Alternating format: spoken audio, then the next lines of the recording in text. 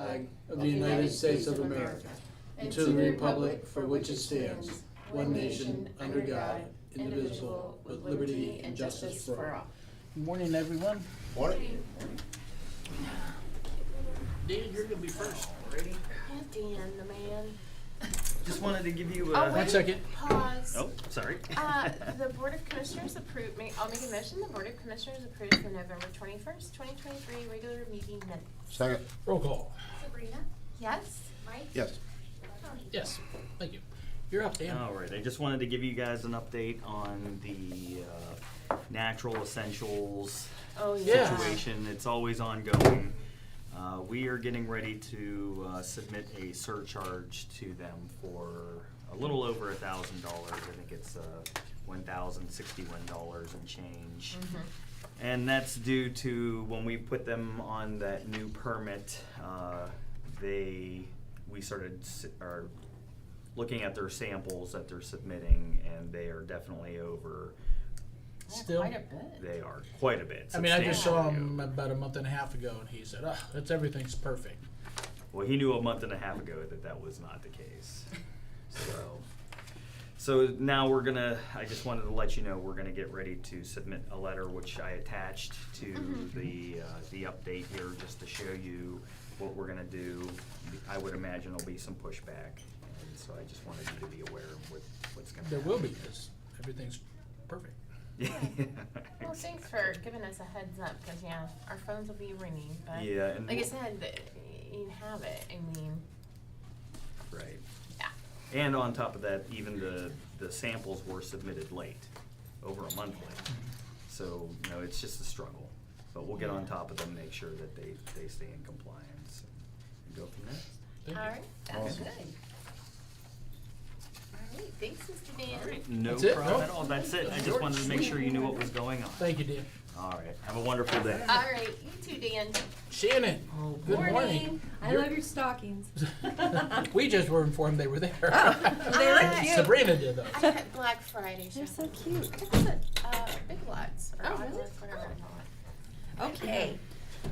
Before I start my project updates, before I put this on my project update list, I wanted to talk to you about the veterans possibly moving over to the annex building. Oh, yeah. So I know he was in here and you guys discussed him paying for the carpeting and the paint, and he stated that he talked to his board and they're willing to do that. But as we were over there, all the doorways and one of the bathrooms need to be ADA compliant for the veterans. So I did get a cost on all of that. How many doorways? There's approximately 9. And there's one bathroom that needs to be ADA compliant with the sink and the toilets and all that. And I got a cost for all of that, and it's $71,000 to do all that. With that being said, of the $71,000 for the doorway and then the ramp, possibly between $50,000 and $60,000, we're trying to get it down an additional 10, still with concrete, and that's and then the ADA button. So the total amount that I would need funded was $134,000. Does that include the 71,000 too? Yep. Okay.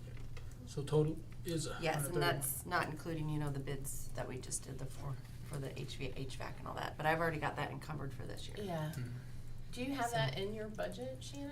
I do not. Oh, you So I don't. was not projected to have to do the doorways and all of Yeah, that. the doorway's 30 inches? The 36, they'll have to be Mm. 36. I said, yeah, are they have to 30 be. now? Yeah, they're very small. We took, I think it was like 30, maybe 20. It just depended, because we took all of them were a little bit off of everywhere, but we took a tape measure at them all. And there was one that was okay. And then, of course, the when you go into the left, there's that like sitting room, and that's wide. So I just wanted to know how I'd have to get with Jackie Yeah.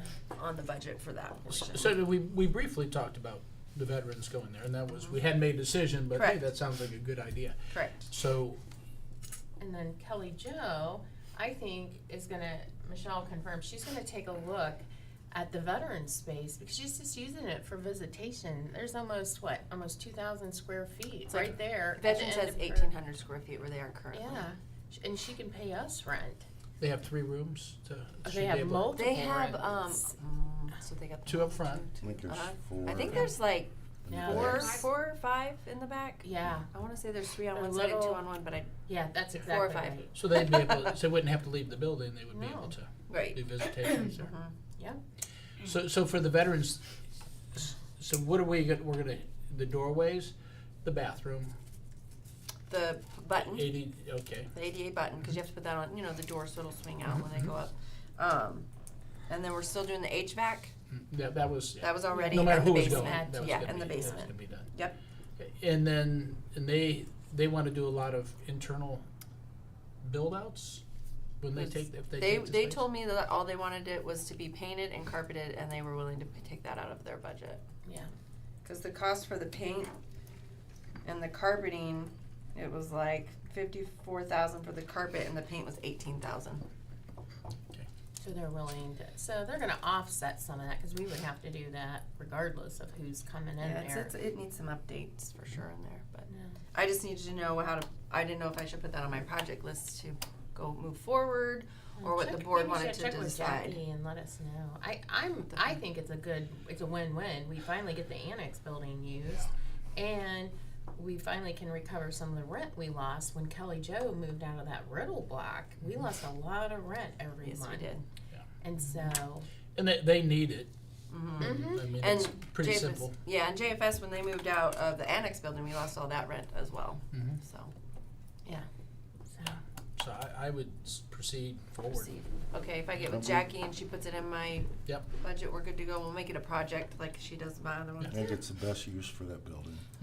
Yeah, okay. Long-term use. And then the basement is still gonna be storage. Yeah. Is that okay with everybody still? Well, we're gonna need it. Cause we were gonna put, all of the, probate court storage down there. Cause we'll have to eventually get shelving and stuff like that. That'd come out of Glenn's budget probably, I would say, because he's the one that's gonna be storing them down there, so we could project that. But cause they're inevitable to be stored, and that basement is not, even if you made that basement really nice, it's kind of dingy down there for It's a basement. anybody to stay. It's a basement, so. Yeah. So everybody's okay with that still? Okay, all right. In the springtime, they're gonna waterproof that, fix the, I'm meeting with that gentleman, actually, we'll talk about that in just a second, but I'm meeting with them, today, this All right. afternoon. Okay. So, okay, now I have project updates.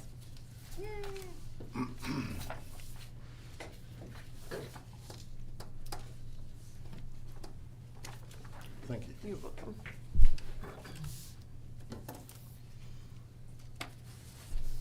sir.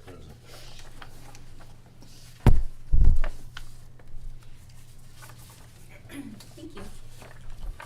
Okay, admin building, the hallways that were done, they still have to finish, they have to put the last layer. It did not dry very well over Thanksgiving Day, week, so we couldn't finish it that whole week, so that's why they have to come in Friday. There's not a lot of heat in our hallways, and it's all temperature based on how it dries. I said, could you put a fan on it? He's like, it doesn't work that way, it's all temperature based, so. Maintenance actually ended up coming in on Sunday morning and cranking the heat up and opening the doors just to get it to dry. And that's why the bathrooms didn't dry as well, so, but he assures us that they should be done by Sunday, and then we can put the toilets back in and the bathrooms and all that. With that being said, now I would like to paint the bathrooms, cause now it's like a ripple effect. So it looks dingy now because it's like cream colored in there on those panels. But you can paint those panels and brighten them right up. So I'm just gonna have, our maintenance staff paint those bathrooms, so. The Keltron system, the contractor's IPS that was going to help us out doing the upgrades, it's way above just, a plug and play kind of thing. We need a whole new system. This is for the fire systems that that read to dispatch to tell us, if there's a fire in a building or fire suppression system went off, or if there's sprinklers going off or anything. So I'm going to have to we're gonna have to get some bidding out to get a new fire system, and that doesn't just include this building. That include the Keltron system, which is going obsolete, we can't fix it anymore. It's the Riddle Block building, the prosecutor's office, the juvenile detention centers out there, it's everywhere. So, now, with that being said, the JDC would not come out of our budget for that portion. They'd have to put, that'd have to be separate. But I do have to work with JDC because we don't want them to have to bid something separate. That doesn't make sense. So that'll probably be maybe ARPA funds. We don't know. I don't know if it's related, and I don't even know the cost, honestly, because you have to have somebody draw it up. So, and I was hoping to use. There'll be separate projects, and I kind of talked to Michelle about this a little bit. Be separate projects, but I'd like to use the same architect, whoever we choose, before we do the renovations for here, so that they're kind of familiar with it. So that's inevitable, I have to do it, so, I know. Just keeps coming. It does. Kelly Jo had requested new carpeting down one of their hallways on the second floor. It's frayed. They're gonna trip. It needs to be replaced.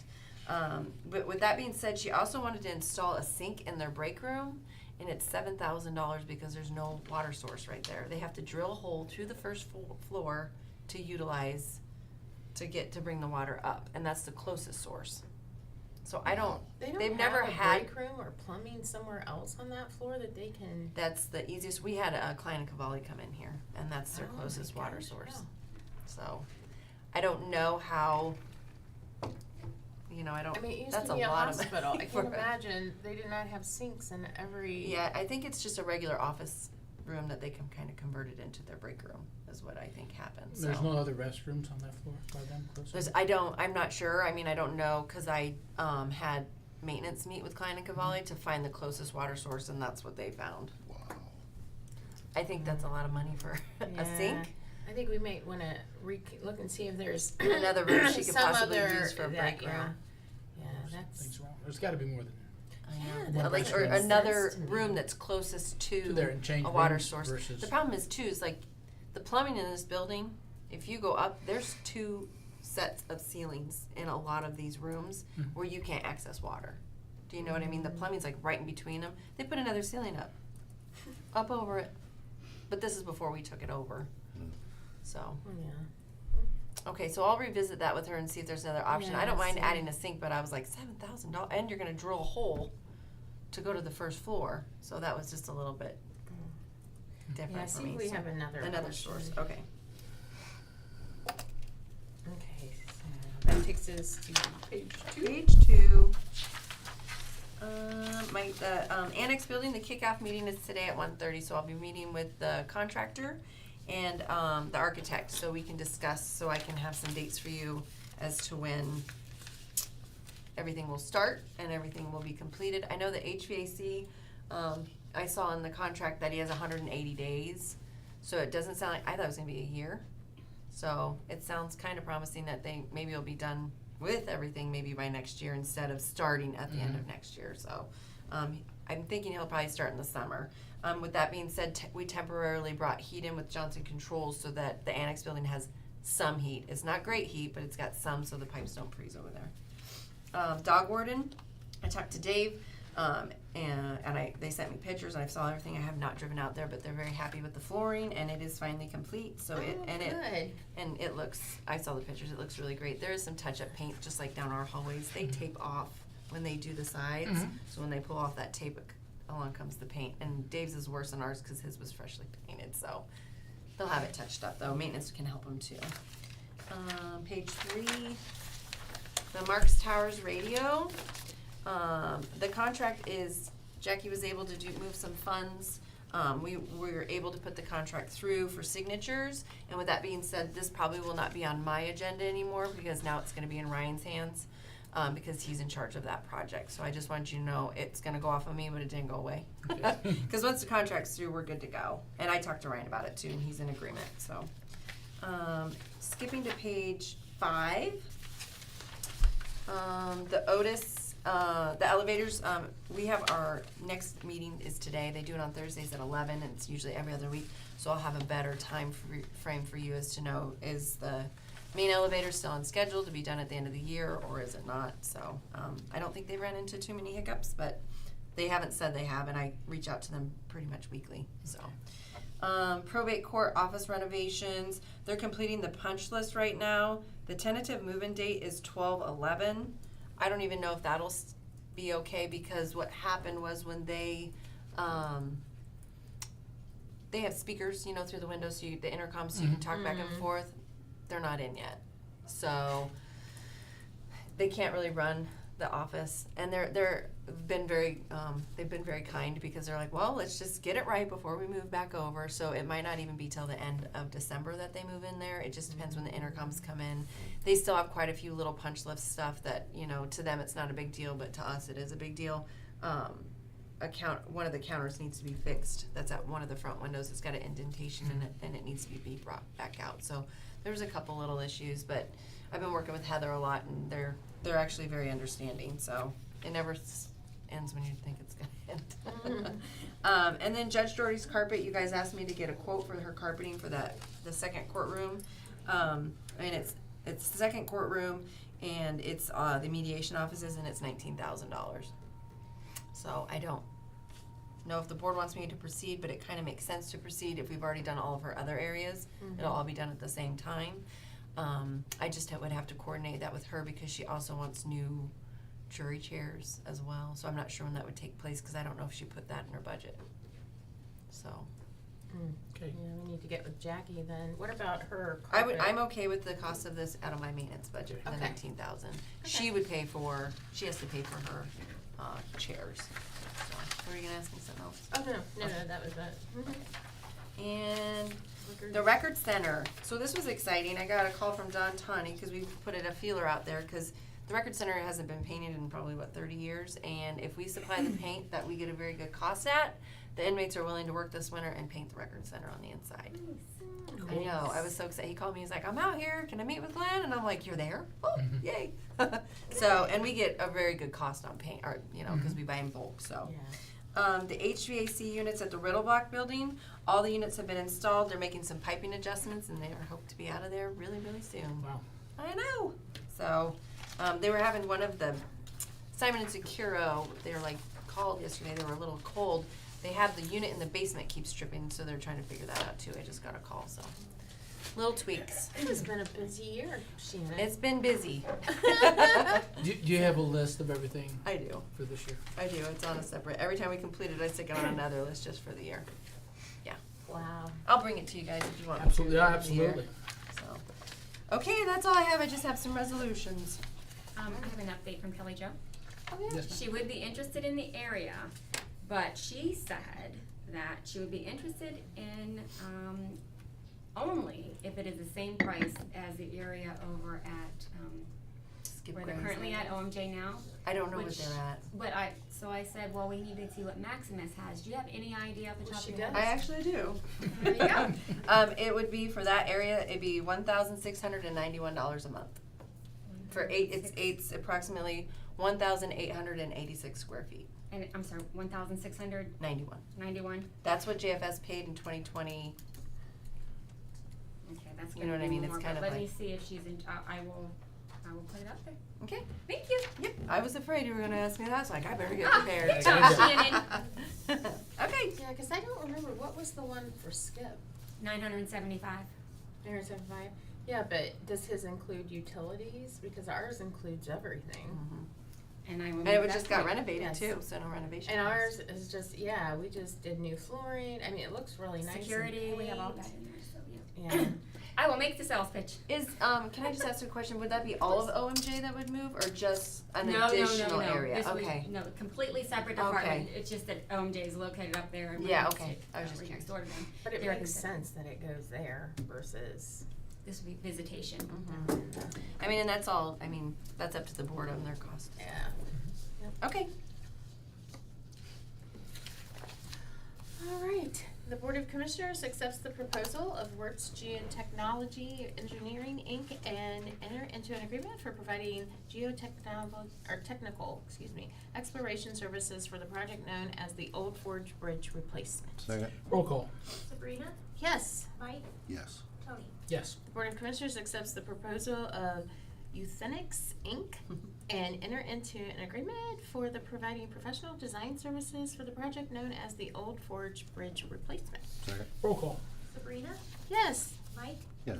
Tony. Yes. The Board of Commissioners declares Benoni most qualified firm as a result of review and analysis of qualifications and enter into negotiations for providing professional design services for the project known as Judson Road Bridge Rehabilitation in Franklin Township, Portage, Ohio. Second? Roll call. Sabrina, Yes. Mike, Yes. Tony. Yes.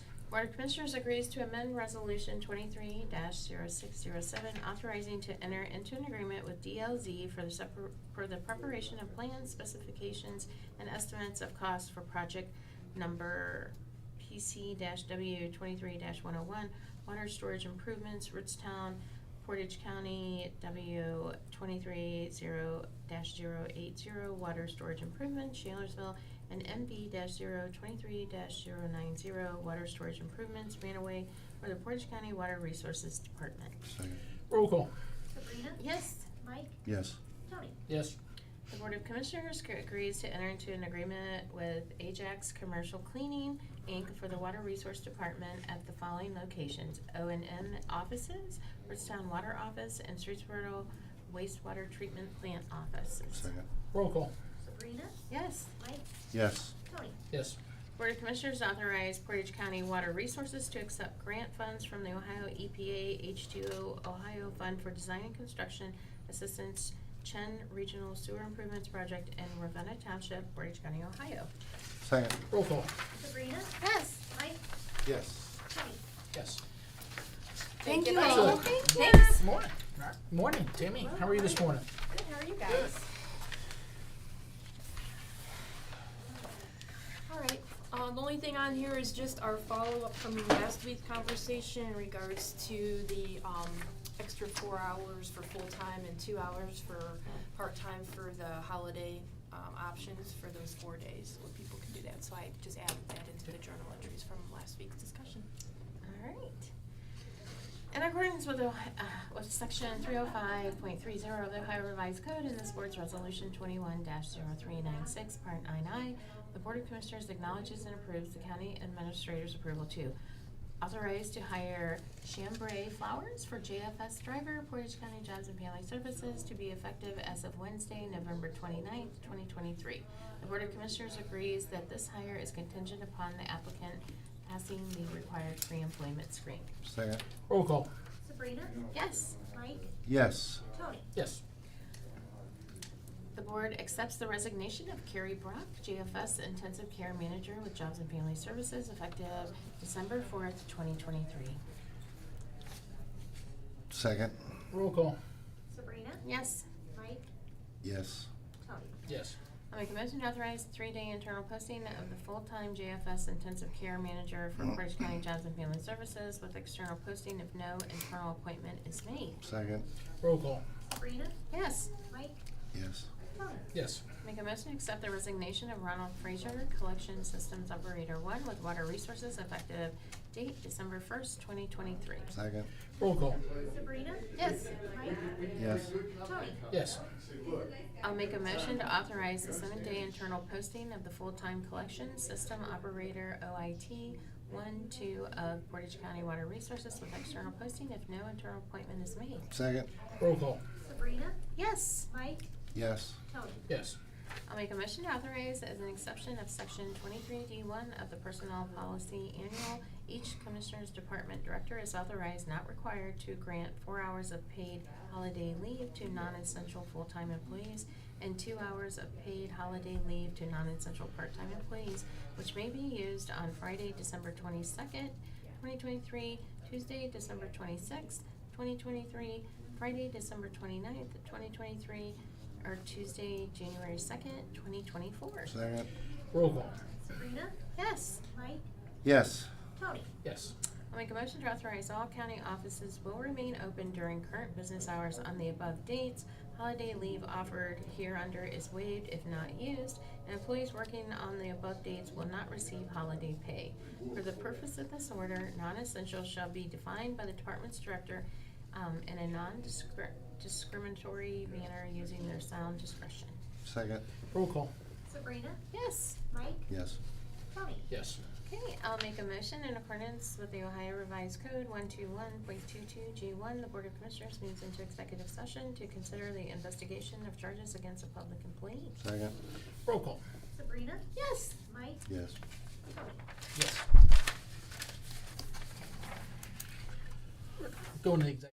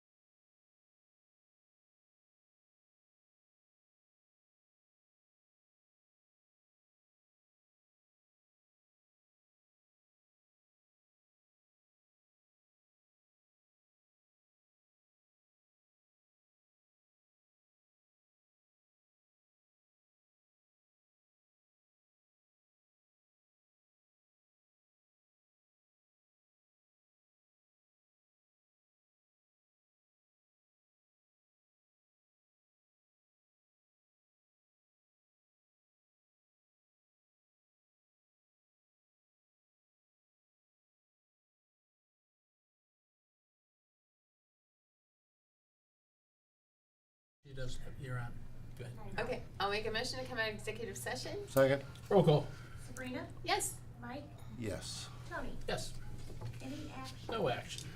Okay, thank you. Thanks, very much. Tammy. Thank you. Budget and Finance, good morning, Jackie. Good morning. How are you? Good. I like your stockings. Those some gifts from Sabrina. Oh, how cute. You know, nice cards will fit in there, you know. Okay. Yeah. $500 Cash or worth. cash will fit in there too, $500 right? Gold Oh, nuggets. that's real funny. Why you gotta laugh? So I have a quick update on the court's budgets before the discussion item. So last week I brought forth via journal entry the court orders from juvenile court, probate court, and common pleas. And you had asked me to bring back the increases over the past couple of years. So just for those that had court ordered, probate court from 2022 to 2023 increased 25.35%, and from 23 to 24, their request has increased 3.98%. And for 23 to 39 or 39? 3.98. Okay. So that, and most of that is in the salary lines, and then the health benefits increases. For juvenile court, it's for 2022 to 2023, 22.43% increase. And then 2023 to 2024, 8.43%. And that's overall. Yes, that's the And entire that- budget. that's the build-outs and all that stuff that And juvenile court, they combine juvenile court with juvenile probation budget, Mhm. so that is showing that effect too. And then common pleas court, from 2022 to 2023, they increased 12.32%. And then 2023 to 2024, their request increased 4.39%. Thank you. Okay, and so for the discussion item for the Ohio State University Extension support, I did get clarification from them this week that if we left our support at the same level of 120,000, that would continue to support their program as is.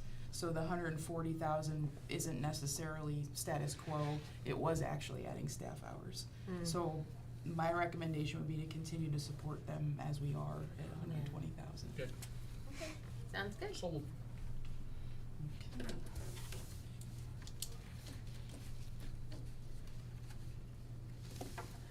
Okay. All right, I'll start the journal entries. Anyone have any questions, or Jackie, you have any comments on? No, I don't think so. Okay.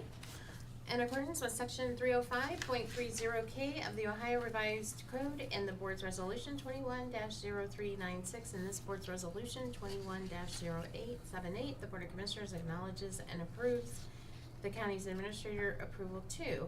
I'll make a motion to direct the auditor's office to pay process the November 21st, 2023 bills, ACH payment, wires, journal vouchers, then and nows as applicable, contingent upon the verification of the reports as presented by the county auditor and reviewed by the Department of Budget and Financial Management. Second? Roll call, Sabrina, Yes. Mike, Yes. Tony. yes. I'll make a motion to process the November 21st, 2023 budget amendments as reviewed and recommended by the Department of Budget and Financial Management. Second? Roll call, Sabrina, Yes. Mike, Yes. Tony. yes. Okay, I'll make a motion to transfer from Fund 1001 Certificate of Title Administration Fund to Fund 0001 General Fund. Second? Roll call, Sabrina, Yes. Mike, Yes. Tony. yes. I'll make a motion to transfer from Fund 0001 General Fund to Fund 1010 Computerization Clerk Muni Court. Second? Roll call, Sabrina, Yes. Mike, Yes.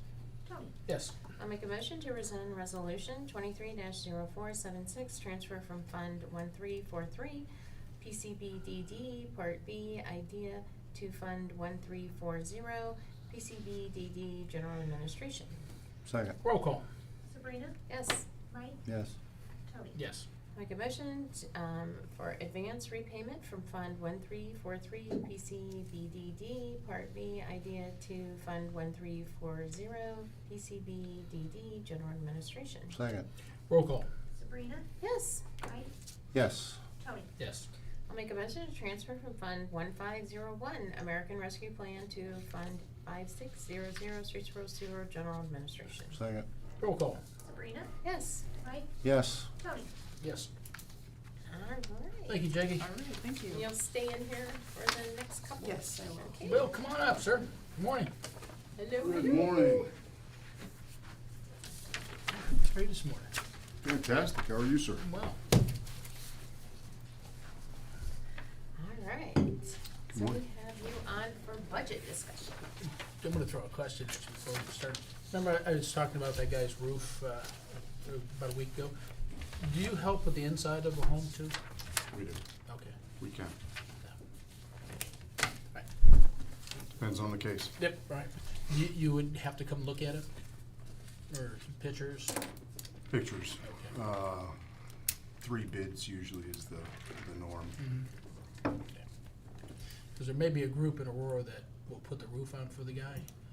But once I went inside the house, it was like, oh my. So it's, and he is the last house in Portage County. Yeah, so, alright.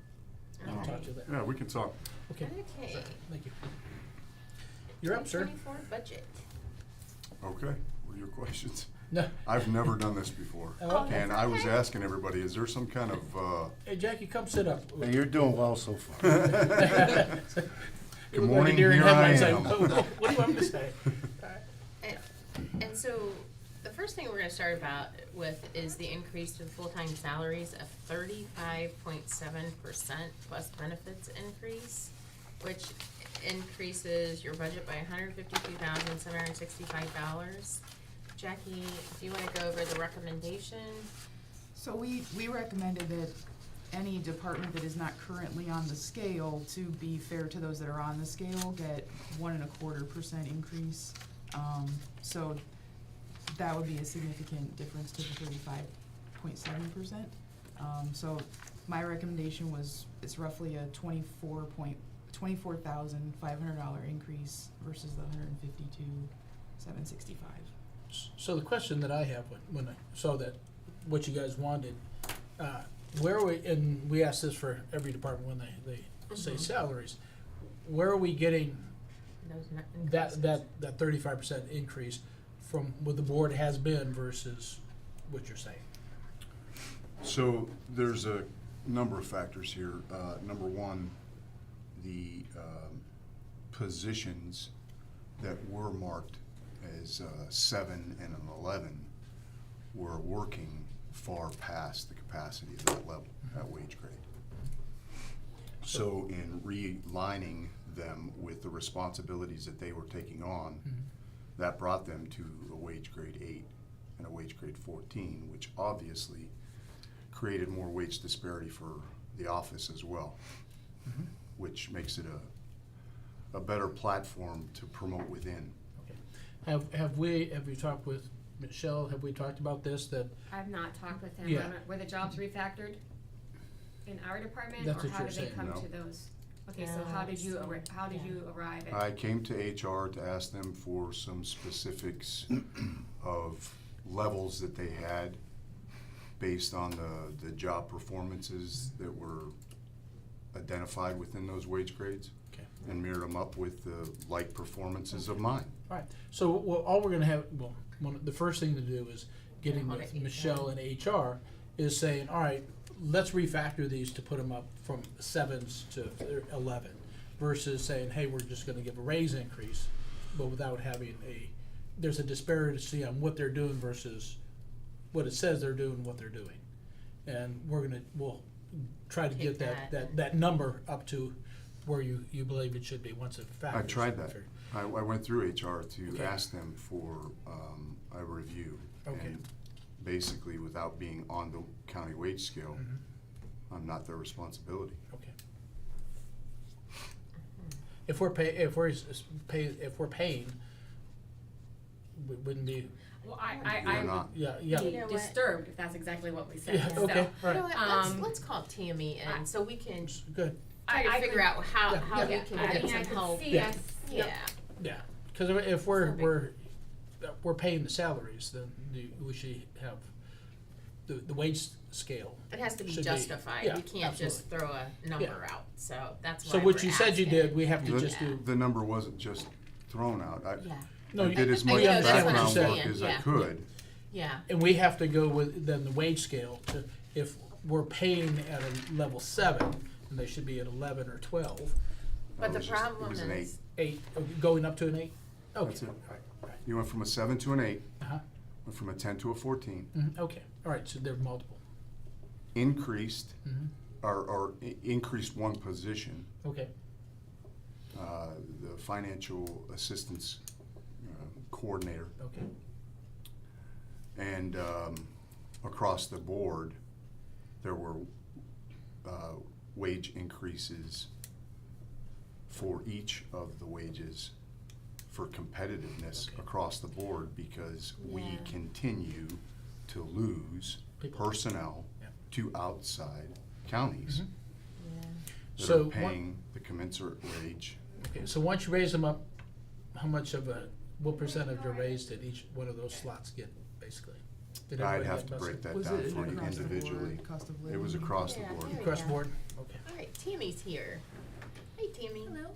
Okay, What's what, that? yeah, we're trying to figure out how we can help Will.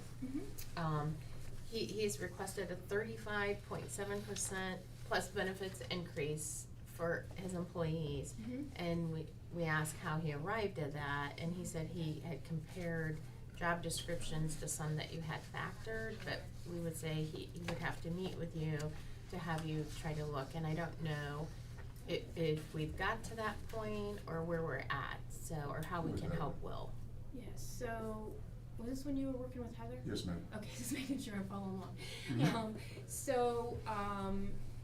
We did the investigation in the sense of like finding out where things got dropped, because we figured out that Rich didn't follow through on something, correct, to fully adopt the scale, Correct.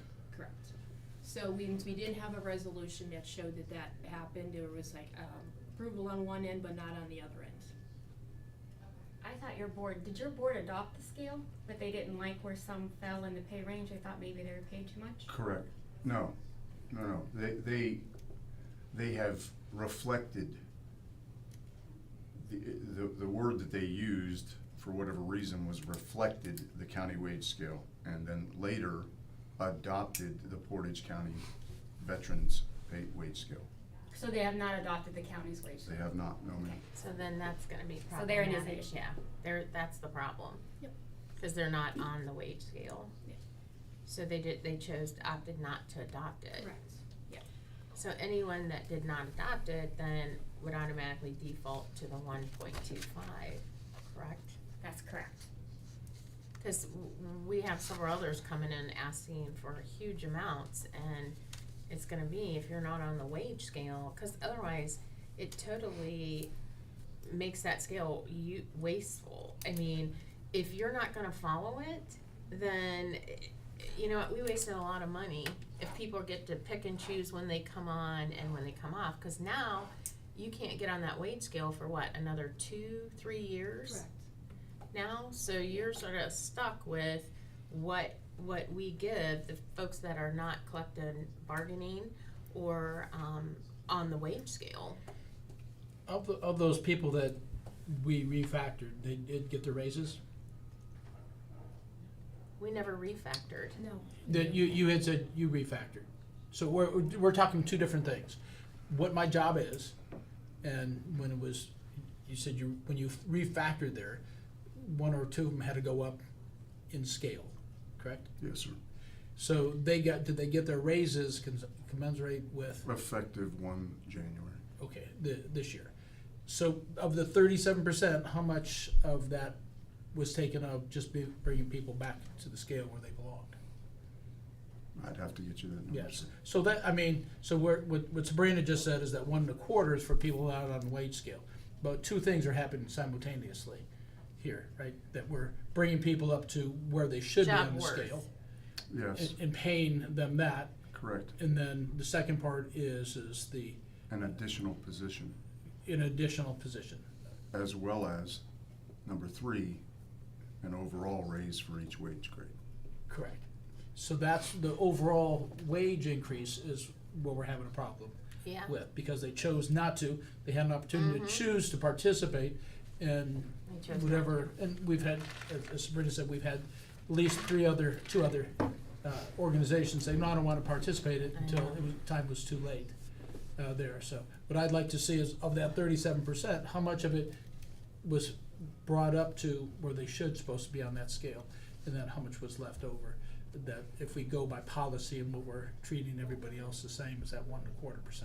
I don't think I'm quite understanding this, because they opted not to. So you're saying are we gonna refactor the job descriptions, which we would have to do, not Will, to justify any type of increase? But then that sort of defeats the purpose. I mean, to some degree. I mean, where are we at? How can we?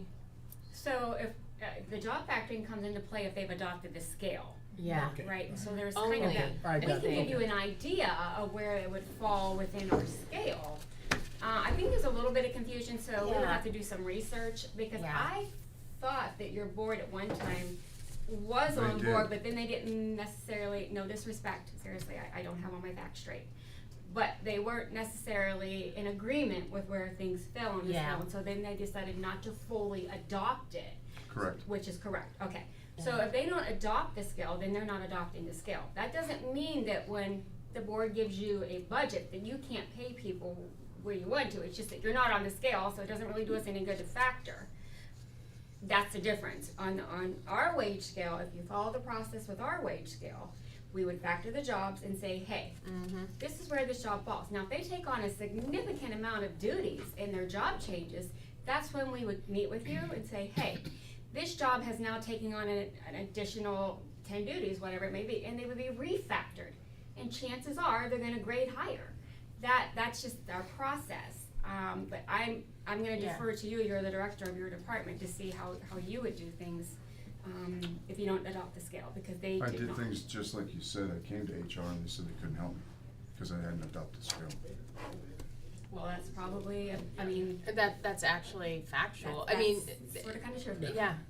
At I this mean- point. I don't lie, man. I That's no, actually I what didn't happened. say you did. Well, I know so what the you're idea saying. is, how do we go I'm telling you forward how the with process this? works. They would Because have to they're- get on the scale in They're 3 before you. years.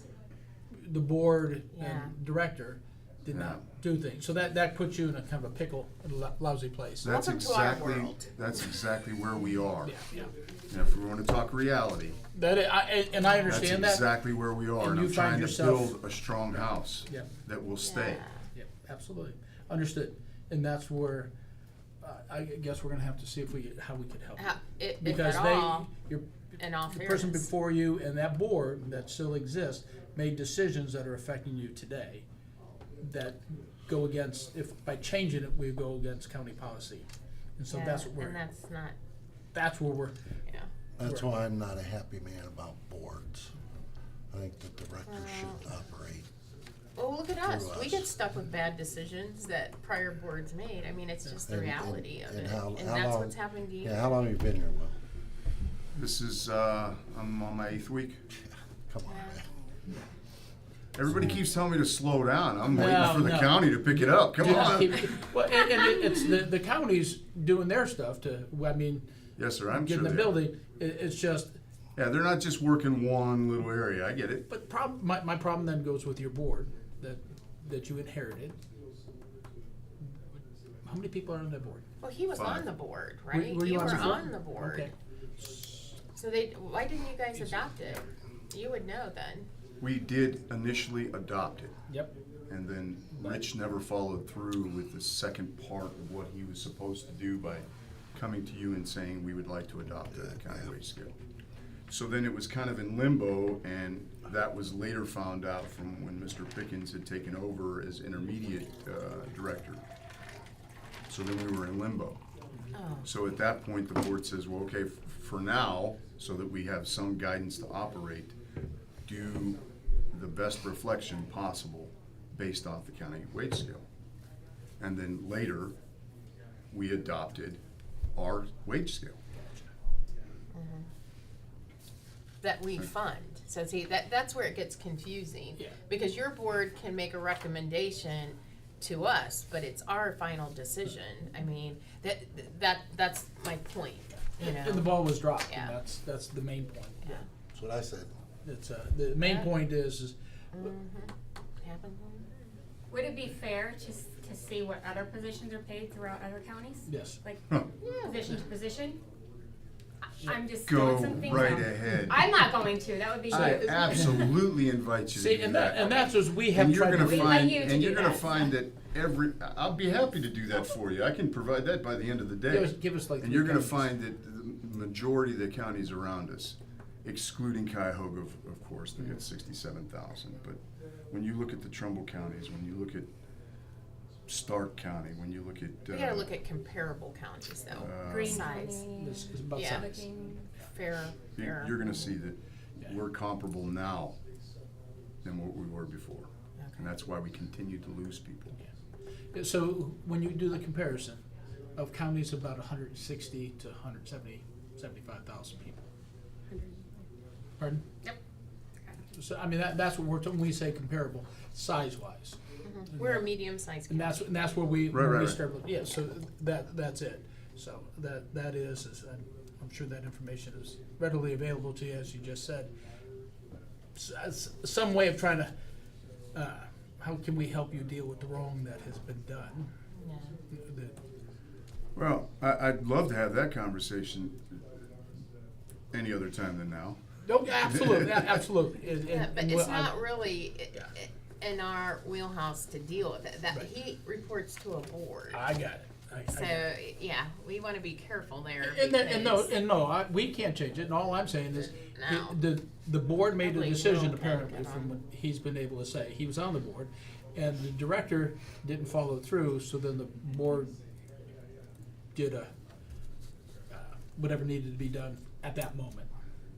And that's all I'm saying, not Okay. superseding them, it's just, Well, we got a 10 o'clock. Gotcha. Do you have any other questions or anything on your budget request? Because we've got the recommendation to approve you for 2 new vehicles and 2 wraps. And as far as the building improvements to the annex, that does not go in your budget. That's ours. It's our maintenance. like a maintenance budget. So that's not in there. What about the painting? Carpet and painting will. That's yours. You Yeah. said that you were gonna Yes, go ma'am. to your Yeah, budget. it's the That's seven- why- That that's doesn't why- come from us. That would come, I mean, Yeah, the other 71,000 would be, Yeah. the county would do that. out of your, Did you say there was another position you wanted to bring on board? Correct, yes, sir. Okay, right. yeah, cause we need to know a little more about, cause Jackie, Yeah. did you realize there was an additional position in that request? No, I guess that's what I was hoping we would get out of the meeting, cause there wasn't much Yeah, of a description. and it's his and an first increase. time, so Right, maybe get with Will and okay. find out a little more. So whenever you go Oh. finances, go with 2 people, HR and finance director. They'll answer every question you have. Well, thankfully, I know both of them. Well, that's good. I'm You're happy sitting to close help by. in that as And you well. understand. so. Yeah, absolutely, absolutely, all right? All So, right. we'll see. So what's going on with our area, Your area. Of what do you mean area? where we currently work? It is we are looking at, your area currently is going to be same until we can get the annex building ready for you. Yeah. We're gonna do that. Well, we've gotta have Shannon check and see where the funds are with Jackie to, do some additional stuff, like the ADA, requirements that are required for the first floor. But we are looking at giving you both the first and the second, and then we're looking at Kelly Jo moving into your section, cause she needed a place for visitation. So it makes sense, cause it's right at the end of her section, her wing anyways. And then, but, I mean, we're looking at least next year by the time everything got done. It's not gonna be overnight, cause we've got the basement to take care of, the HVAC. Yeah, Shannon's having a big meeting. I talked to her briefly in the hallway. She let me know Yeah. some of the highlighted particulars that's going on, and it would probably be about a year before anything was able to be occupied. Yep. So is this official? We're going to the annex then? Well, we can't say official until we get all The the likelihood's numbers in very place. high. Yeah. Okay. Yeah. Without saying I welcome the opportunity to talk to anyone. Appreciate your diligence and what Yeah. you're taking on. Appreciate Okay. it. Yep. Doing a good I job. will, thank you. Thank you. All right, and we have Elena Bowers, I think she's out there. Can you see? What is it? She's with the Ohio Treasurer's State Office. Hi. Hi, Elena.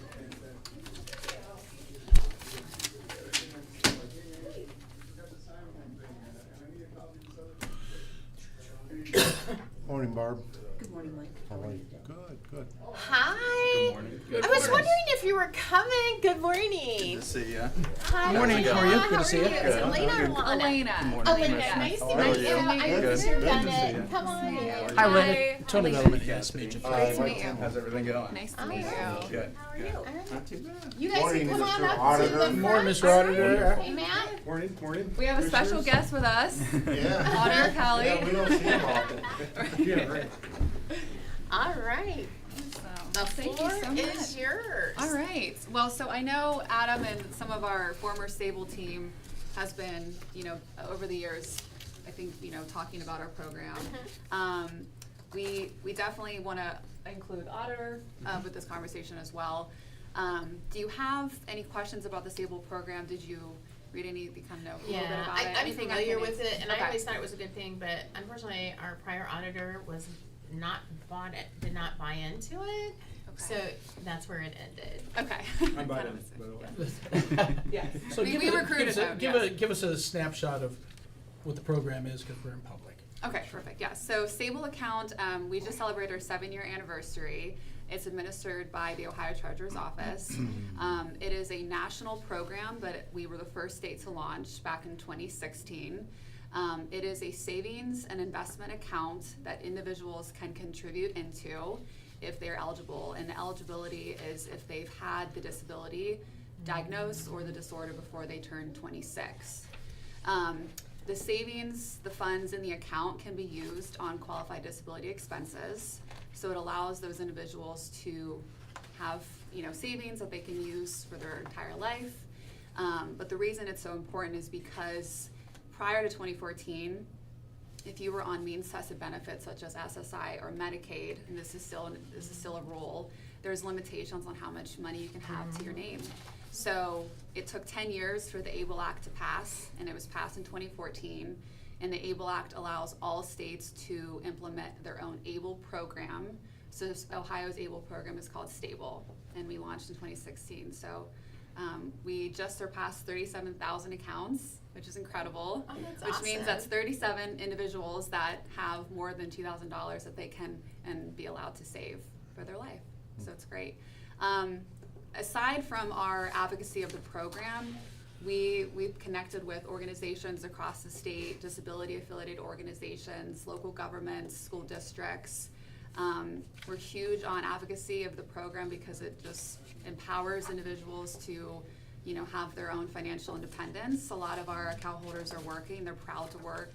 But on the second side of that, family members, loved ones, they can contribute into those accounts Yeah. as well, which is huge because it allows families to kind of have that, safety net for long-term goals Is that they there need to a have. limit as to how much per year that they can contribute to that? Yes, Or- so, yeah, so so you wanna as speak of, to that. yeah, as of 2023, so the limits go up pretty much every year. So 2023, the limits were, if you weren't working, it was 17,000.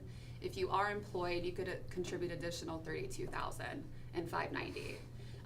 That was the second piece of legislative work that allowed the Able to Work initiative. So a lot of individuals usually utilize that kind of first section of it, of that 17,000 per year, but if they're working, they obviously want to contribute a lot more.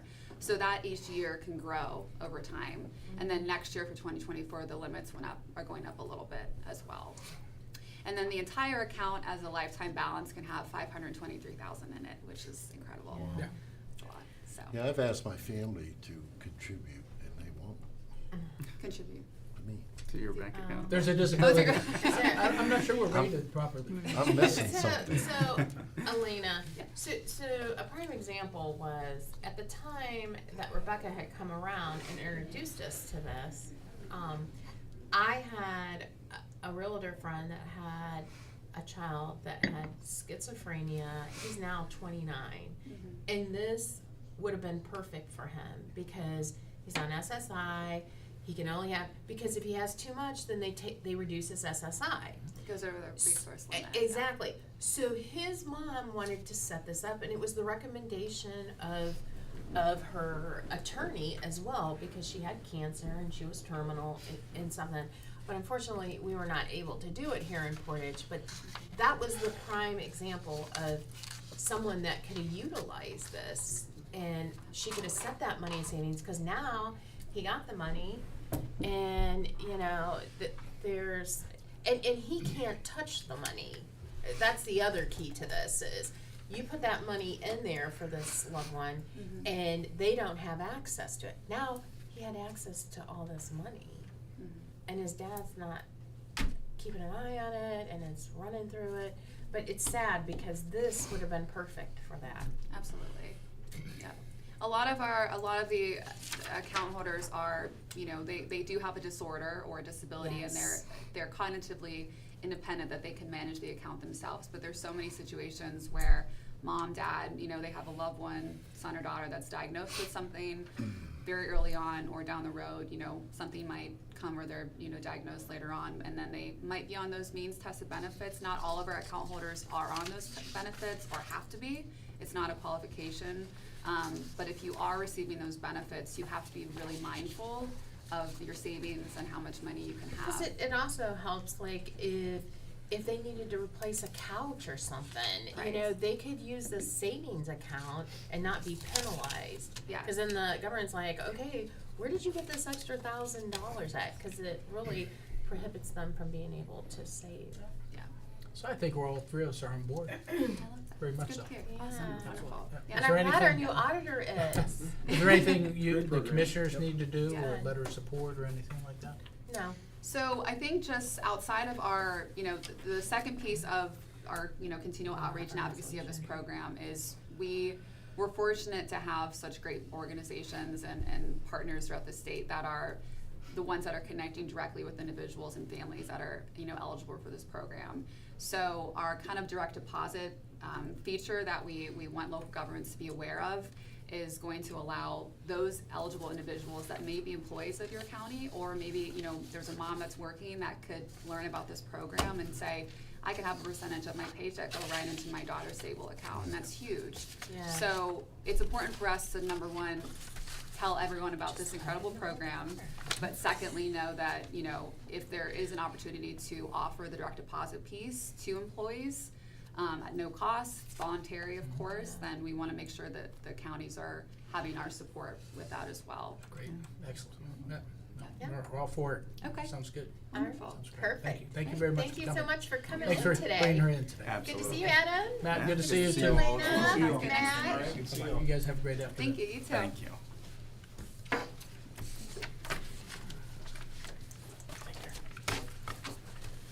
Who's next? County Administrator. Who's that? This is just allows us to, pay for, like Our lunch for events. the employees or, as an employee appreciation event. And speaking with the prosecutor's office, this is how to do it. But now, is it just specific to our floor, or does our departments, are they allowed? Specific to the Board of Commissioners departments, they would have to, they don't have to have a resolution. We have to have a resolution. We have to have a resolution. So like if Dan wanted, Well, he's a Commissioner's department. yeah, that's, okay. So So this it would- covers all of our departments is what I wanna say, not just this floor, you know, Correct. is what I'm saying. Okay. All right.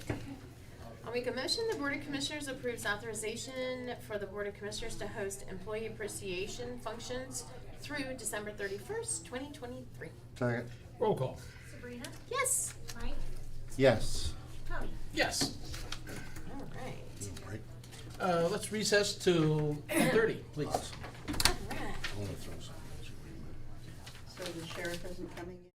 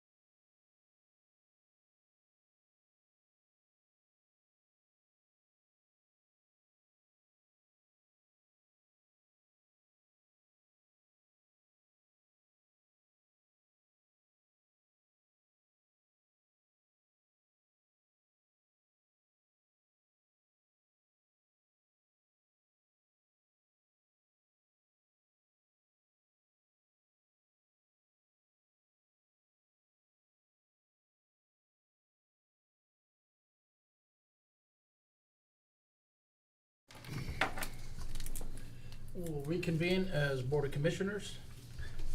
All right. Miscellaneous, please. All right, the Board of Commissioners acknowledge the receipt of the November 27th, 2023 certificate of the county auditor that the annual appropriations from each fund does not exceed the amended official certificates of estimate resources for the fiscal year beginning January 1st, 2023. Second, Roll call. Sabrina? Yes. Mike? yes. Tony? Yes. The Board of Commissioners received the November 16th, 2023 correspondence from the Portage County Sheriff's Office, including the monthly record of proceedings and transactions for October 2023 in accordance with Ohio Revised Code 325.07. Second, Roll call. Sabrina? Yes. Mike? yes. Tony? Yes. The Board of Commissioners approves the appointment of Leanne Biltz to the Ohio Children's Trust Fund Regional Prevention Council. Second, Roll call. Sabrina? Yes. Mike? yes. Tony? Yes. The Board of Commissioners acknowledges the acceptance of donations to the Office of the Portage County Dog Warden. Second, Roll call. Sabrina? Yes. Mike? yes. Tony? Yes. Yep. Okay, we got 10 and 11:05, so. Okay. So Ron, who are you waiting for? I know Ralph is coming. I'm not sure if the sheriff is or Larry, either one of those. Okay. He was on his way, he stopped for gas.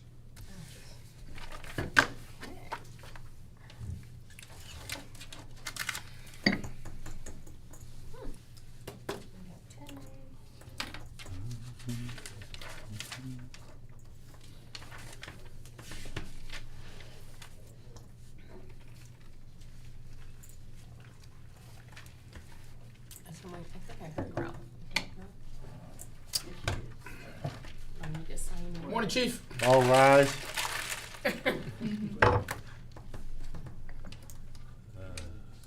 Hi. No, I haven't seen him. Yeah. What's that? Ted's at a meeting down here? Yeah, it starts at 11. Okay. Yeah. 11:05. Come on in. Sit down. Yeah, he's here with the Mhm. village.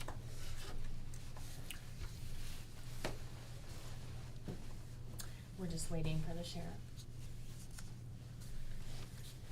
Is he out there? Ron, is he out there? I thought I heard him.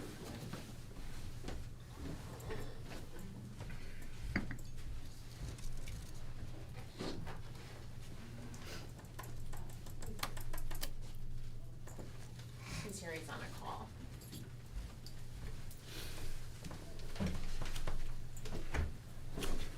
How you doing? Well, thank you. Good, Yourself? good to see you. Yep. Surprised Ted didn't pick you up and bring you. Yeah. Hey, Chief. I'm always ready. Good. He gets at the front. All right. The sheriff come with you? Ron? Yeah, that they were gonna be here. I'm not sure. There's something that's actually going on right now, so. Okay. No. All right, so go ahead and get started. How are you? Good, sir. How are you? Good. Okay.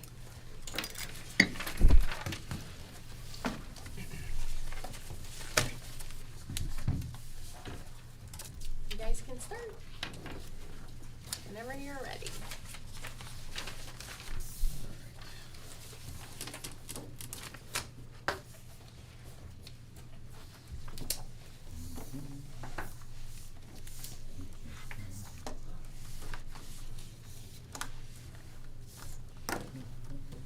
Jackie, did you have any particular questions in the budget request?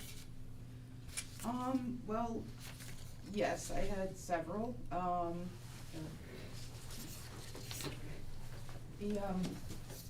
As far as the salary increases, do we know where the collective bargaining agreements are, to figure out the cost of living adjustments? So negotiations are gonna be starting here soon. They're in the process of coming to the end of the contract right now, so that should be, I would be hopeful that, beginning the 1st of February is when everything will be in place and ready to start. Okay, so I guess for those, my recommendation would be to leave the budget flat until we figure out what those increases are and then supplement. Okay. And then for the admin salaries, there's a 15.12% increase. And the board decided that anyone that's not on the scale would get a 1.25% increase for And since those aren't collective bargaining, that's what we kind of agreed to. What was the 15.1% increase? 15.12. Can you speak to that, Is how that you an- arrived at the 15.12, And Ron, is it an added or position? anyone? Where did you come up with that at? It's the difference between the 2023 revised budget Just for in admin. admin? Just in Yes, yes. Okay.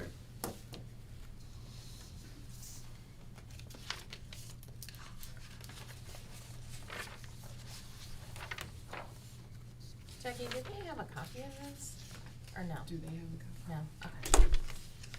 I think it goes back to going from 2022 to 23, where we moved one of our clerks from CCW into administrative because there's not enough revenue being generated in the CCW division and fingerprints to pay that. So we moved her into admin in 2023, even though the budget didn't absorb it at that time. That's the only difference. How much would her between- salary be? There is, or was?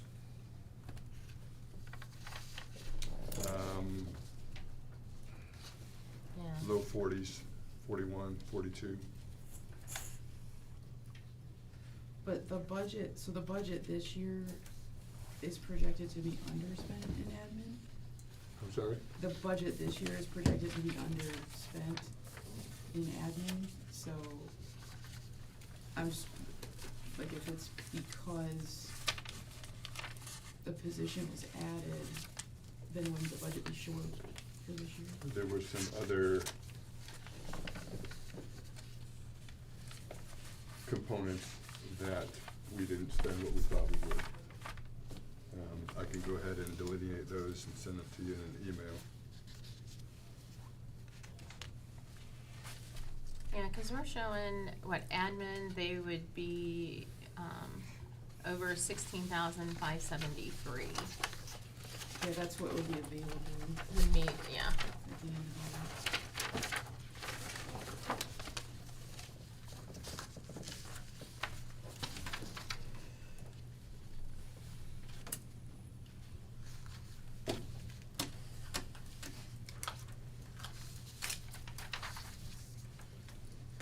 What's that document? Probably most of that. This?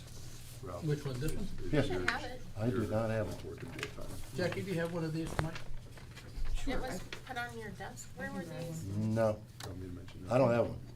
I got it this morning, yeah, I got it this morning. Morning, Sheriff. Major. Morning.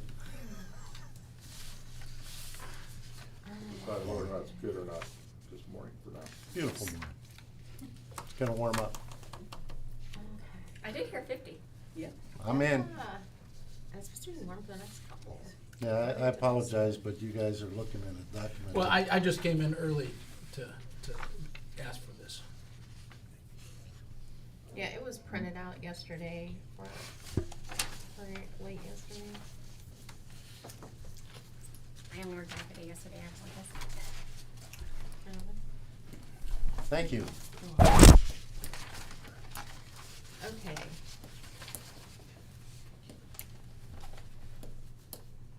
Okay, so for the collective bargaining ones, because we're still in the process of negotiations, Jackie, we're just leaving those what they are now. We're Mhm. not giving any increase until, because we can retro back the contract. Correct, we can supplement it onto. So that would be corrections, detectives, road deputy salaries, dispatch, and part-time. Well, part-timers don't include an extra not. So it would be those 4 units, So the. 5 units, but. I understand putting those on hold, but 4.8, 18.27 point, Yeah. how did we come to those? Those are relatively massive increases. I think that what we looked at was just taking an average of what last year's increase were, that the commissioners kind of did an overall percentage was about 5%.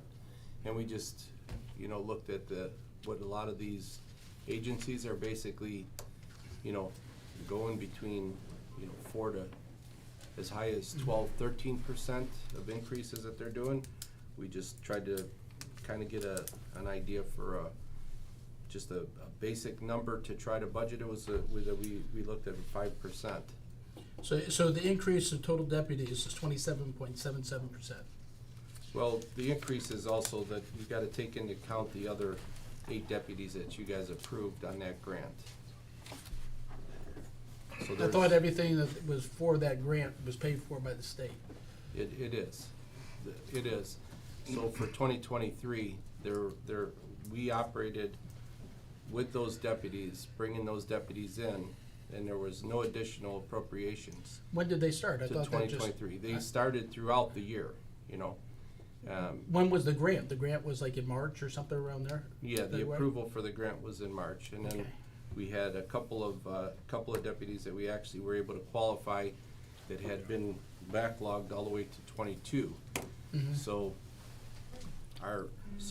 they're just behind, you know, we're communicating with the state almost on I won't say a daily basis, but probably 2 to 3 times a week on truing up to be able to get the disbursement of funds. However, our budget did not require us to be able to have to pull on those funds because of the time frame of when those deputies started to arrive full-time with us.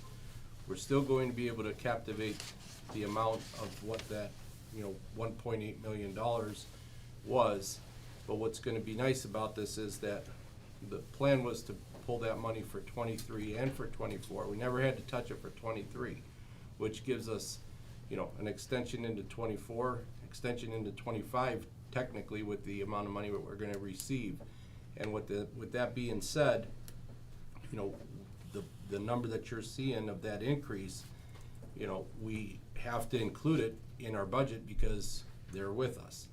And so in 23, in the budget numbers that you're looking at, the comparison of the increase, those 8 deputies are included in that number.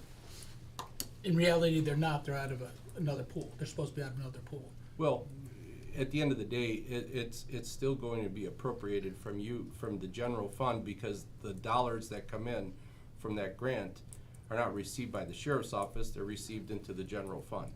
So the general fund appropriates the dollars into the sheriff's fund. So at the end of the day, it's the same money, it's just how you put it on the paper of showing that it's still the same pool of monies coming out of the general fund, it's transferred over to that line item. And the grants have not, we haven't had any of the grant monies come in yet. The grant monies still have not come in, but Jackie? that's across the state pretty much is what that situation has been. Didn't we create a separate fund? Weren't we gonna pay the money into a separate It fund? should have been in a separate fund. Is that fund 1118? We haven't received anything yet, so nothing's been paid in. I think we do have a separate fund created. So for next year, wouldn't the solution be to project what you're gonna spend and certify the money there, and then move the expenses over there, and then put the drawdowns in there, instead of running it through the general fund? It depends how close you need to get in estimating. I don't know if they're gonna continue to be 6 months behind in reimbursements, because we've filed for claims for the first quarter, second quarter, and third quarter. So far, we haven't seen anything. Right. So the situation is the general fund is in perspective funding those positions right now. You know, and you know, so we're, you know, and and the beauty is we have not had to go for additional dollars in 23 for those positions. You know, based on the fact that, you know, it's been so difficult to hire for some of the positions, you know, and also so it's been very difficult to hire for the jail positions, you know, that we have had, you know, a surplus on those line items that we did not need to come back for any kind of additional money for those, so. Yeah, cause I'm looking here, Ralph, at jail, you have over $776,490 of unused funds under the jail. And then, but then when I look at road deputies, I'm showing you're in a deficit, $438,100, as well as the Detective Bureau, I'm looking at another deficit of $218,308. Right. So our salary items across the board of what our salary items, we were basically able to be still ahead of the game. We're gonna probably be close to $250,000 in surplus at the end of the year on our total salary items when you combine everything within our organization. Well, I'm looking here, when I take all the tallies of all your different, salary budgets for 2023, it's showing that you would have $209,040 left over, but that's not accurate because we just gave you another 400,000 for inmate care, so That that 209 comes. is strictly compensation, doesn't Right. take into account any other type of expenses. What about, okay, so this is just in the salary lines, but again, if we look at the overall, let's see here, if we look at the overall budget, which I'm looking at here, it says here compensation overage is 209, and then it says here the grand total is 375,100, but again, that's sort of a farce because we just injected another 400,000 into the inmate care. Yeah, but that was for inmate medical, that just annually, we've always done that true up. Well, I understand that, Rob, but my point is, it's not a surplus because we just injected $400,000 Well- into your budget. And we understand, you can't control Right, that, nor correct. can you control, sometimes overtime. I get it, but I'm just saying, when you look at this and it looks like you have that left over, it's not a true. Well, I think that picture. traditionally, the way that the numbers have always been budgeted is that number is a rolling number. As the medical increases, if we have a situation where there's a higher, inmate medical care, that number has always been a situation that there's always a true up, that money is allocated at a later time. So if that's the bone of contention here, then Oh, what there's we no bone of maybe contention, I'm just we need making to a look point. at is, then maybe what would be beneficial is as we appropriate, an additional, let's say, $1 million towards inmate medical, and work off of that number to keep these other numbers true, because in fairness to our organization is, when you look at the actual line item of salaries, our salary line items were maintained below, we actually were close to $250,000 in surplus when we look at all of our totality of salary items. We can't even look at that 400,000 as part of this, because that has always been an item that we never control within our budget at the beginning. I agree with you that I think that we should add that in so that we at least have a ground point of knowing we've got $1 million into this, and let's see how it goes. How And are it's you ever probably gonna good. know, We're Chief? never That's gonna the know. problem. That's the problem. Well, Can that's I, the uh, problem. If you look at that sheet that has 375 on it at the bottom, you see that sheet, 375,000? I do. Okay, two components make that up. Compensation, which is projected at 209. Yep. The figure above is 166, which is everything besides compensation and benefits. The vast majority of that 166 is an overage in leases, administrative leases, which is currently estimated at 163 of that 166. So everything else, between your 4s, your 5s, your 6s, all washes out close to zero, other than the surplus we have in the leases. I'd like to, a point of order. I was gonna wait till we were like halfway done or whatever, but I think it's important that I'm making a statement. And I would make that whether any of the sheriff's office was here. I think we're taking this on and looking at it at a really silly view. And the reason I'm saying that is this. I worked for the sheriff's office for 9 years. I went through 5 sheriffs. And not one of them got along with the commissioners. It was always the money was gone here, the money went there, or there was a problem here.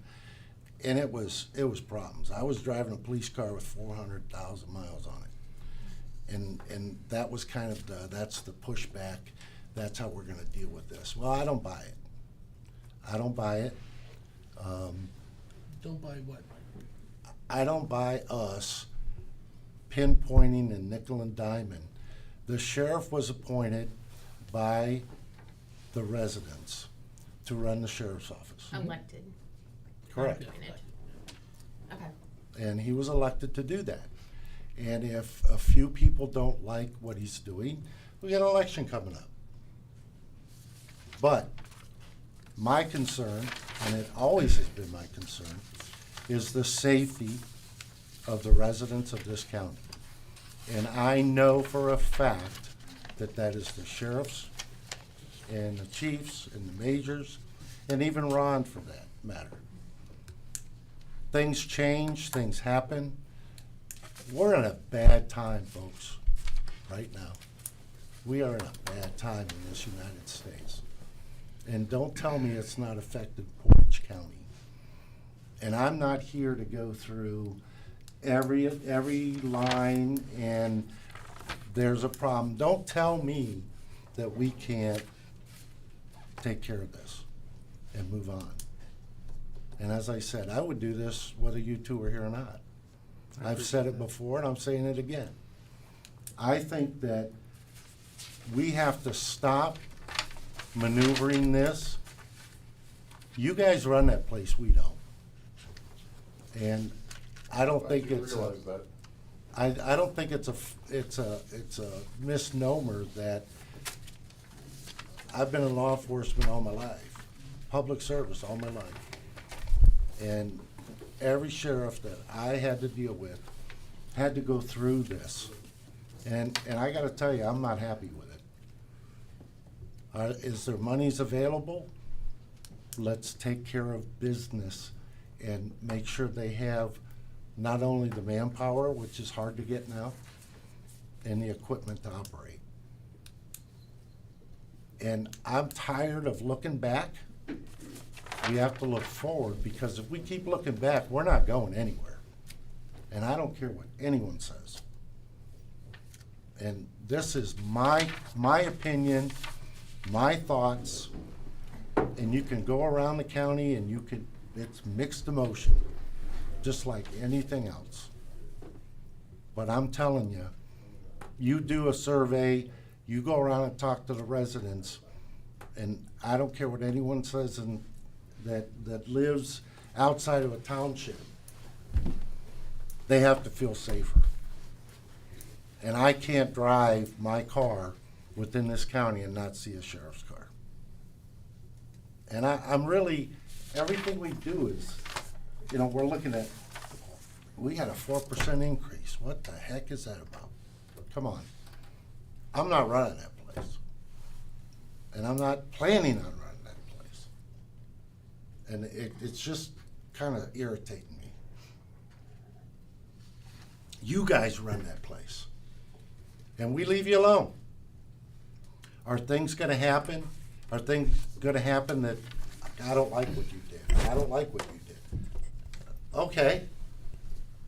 But that's what I did, let's move on. And really, we can sit here and debate this, and I can look down the line as you're using too much toilet paper. Come on. Let's get on a board here and just get together. Let's forget anything and everything that's ever happened. Let's start out fresh with this and give these guys what they need. We talked about the medical months ago. Medical and overtime. You can't change that. Well, I don't think anyone said we could, but if you're gonna say you have a surplus, that's not accurate, is my point. I don't think anyone here, see, that's why I said to Ralph, but really, it's skewed because we just injected another 400,000. No matter how you look at it, I look at the overall bottom line. I'm not about nitpicking or whatever, but the point is, Mike, we fund an entire county. Yeah, I think I realize that. Well, I'm glad you do, because I don't hear you speak on other departments as such. Oh, I and do. you need to understand that it is our due diligence to try to keep up with this. And you're right, and I said, you can't project medical, but let me tell you, when that 400,000 needs to be injected into their budget, by God, you better have it, because it's not an optional. And so, therefore, we look at the other things. So, you look at, this is a prime example, staffing. You're way down in the jail, just as Ralph stated. So, if you start filling those, what's that gonna do to this budget, is my point. Well, that's funny because I just received this, and you both had it, I received it about an hour and a half, about 2 hours ago. so. We got it today, Mike. No one's Point of order. outshorted you. Point of order. Whatever. Point Go of on. order is, I have been your biggest cheerleader for 2.5 years. The stuff that you've talked about, Mike, with past sheriffs, we corrected that the first and second year. Exactly. We got you everything and anything that you guys wanted. And when we said. Which was needed at that point. Agreed, It was agreed. needed. I will change my It's word not to a needed. want. No, it was to make you whole, to make you a functioning organization that you deserve to be. And we've had that conversation more than once over the last 3 years. My problem goes into when we say, hey, it's time to back off a little bit, let us catch up after we've invested that much money. So much money. And then and the reaction is, the word defunding is used. I don't know where the heck that is. Defunding's a negative number, We're not a nickel positive. diming you. So, We're defunding It you. is We when don't support law enforcement. when I Just like start. you wanna throw in a $400,000 figure that doesn't have any bearing on what we're talking about as far as the salaries that go across the board. And you kept interjecting that, No, you're incorrect, Sheriff. Joe, I I've heard it more said than the 3 times. 400,000. I'll do a point of order. I didn't finish You're speaking. wrong. Go ahead, Mike. So, my problem is when I look at what the ask is. I know what's been done, and then the ask keeps going up. I do have a problem, and I know the public likes it, but we've expanded our role as a sheriff from the 5 duties. Nobody ever said, hey, Board of Commissioners, we're gonna expand that. We're gonna start 5 task forces. I'm not even sure where all the folks are, or is everybody on the task force is the same person on the 5 task forces. But according to the ORC that, Ralph, you've guided me towards my first 2.5 years here, I didn't see any of that happen. It's just, we're gonna do that. And then the Board of Commissioners is just gonna fund it. That's not the way this works, according to what you've taught me, is if you're gonna expand your duties to do the things, and the public are thrilled with a lot of the things we're doing. Some aren't, and it's no matter what you do, it's gonna be both You're always ways. gonna happen. But what we've got is the duties are expanding exponentially, but nobody ever said that's good. Duties means more salaries and more money. That's what I'm looking at. You know, Jackie's going over that. I came in at 7:30 this morning so I could look at that. And I'm not sure exactly how we got to where we are in a relationship with you guys. I think it's, excuse my French, a bunch of bullshit. It's because we did everything to make you whole, to get what you needed to function and do your job as a sheriff for this county. And I'm proud of what you guys have done. And then I get to seeing an increase of 27.7%. I'm looking at it, hey, we're not getting the 3% or whatever we gave the rest of the county, when we gave opportunity to do that. And it feels to me, you guys all of a sudden are at a silo all by yourselves. I've got 25 letters from your deputies that know that they weren't in a silo all by themselves. And all of a sudden, because we're saying, hey, we've got to back off a little bit, hey, question this. I agree. I agree partially with Mike. You know, we are nitpicking. And we're saying, I can't frickin' follow, Ron, the stuff that you guys give in the spreadsheets. Munis, how many deputies do you have? How many you didn't? We hired 15. I didn't know you let 13 go. For some reason, what wants to be brought to this board, who controls the money of the county, and that's all our job is, we're the check writers of the county, that's it.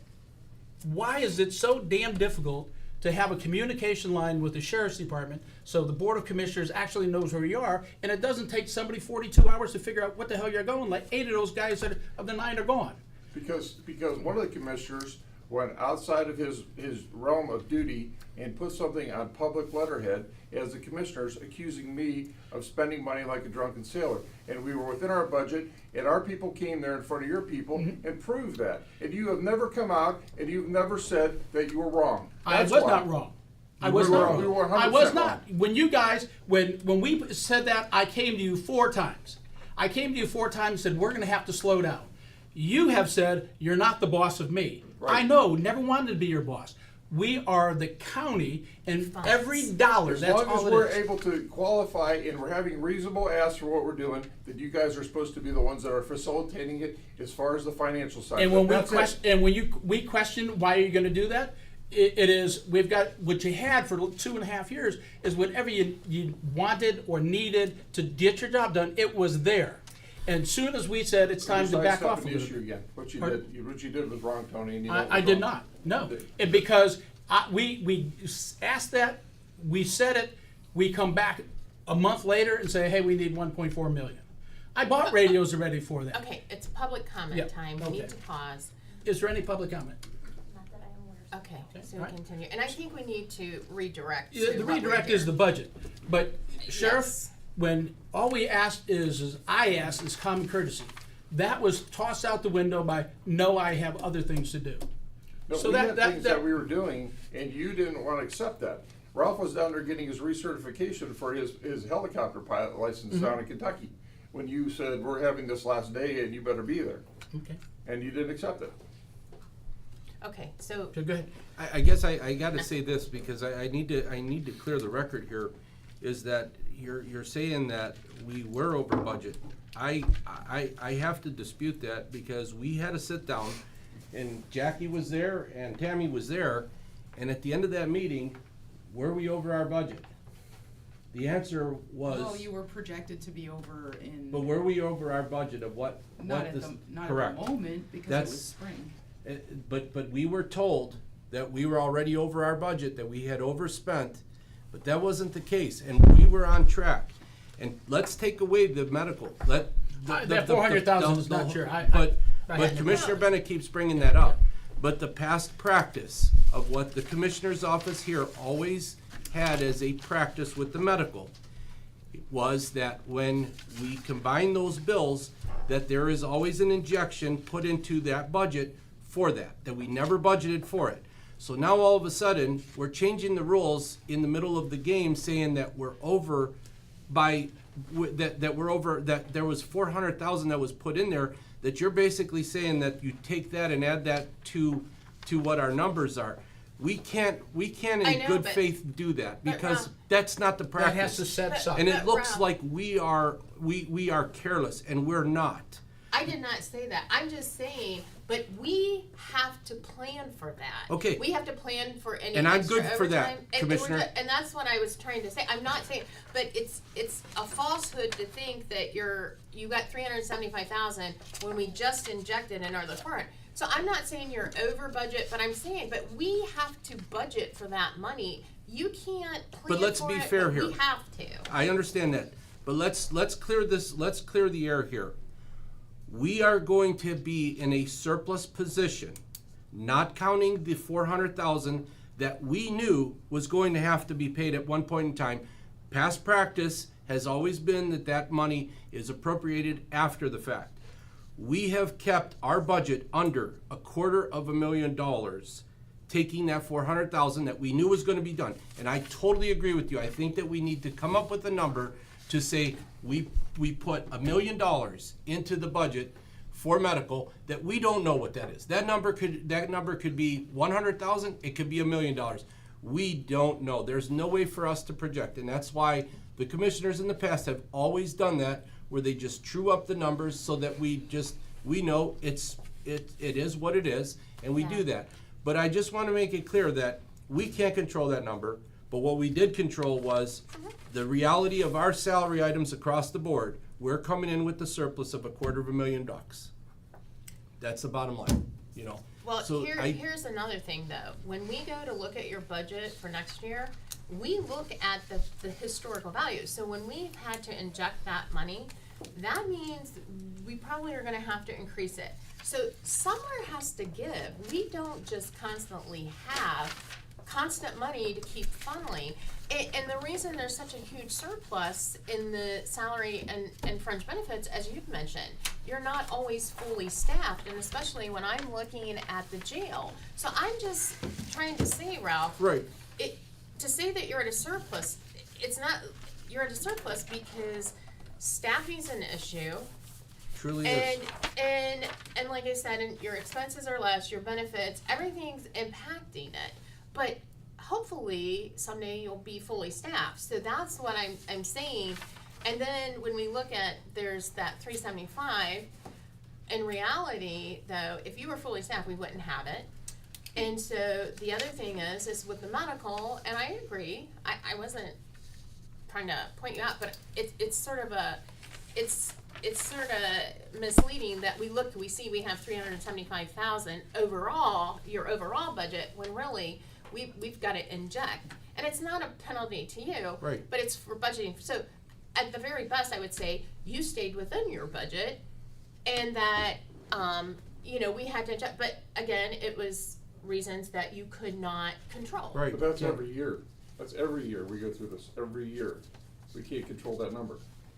And I understand that. And I think that we're good with that.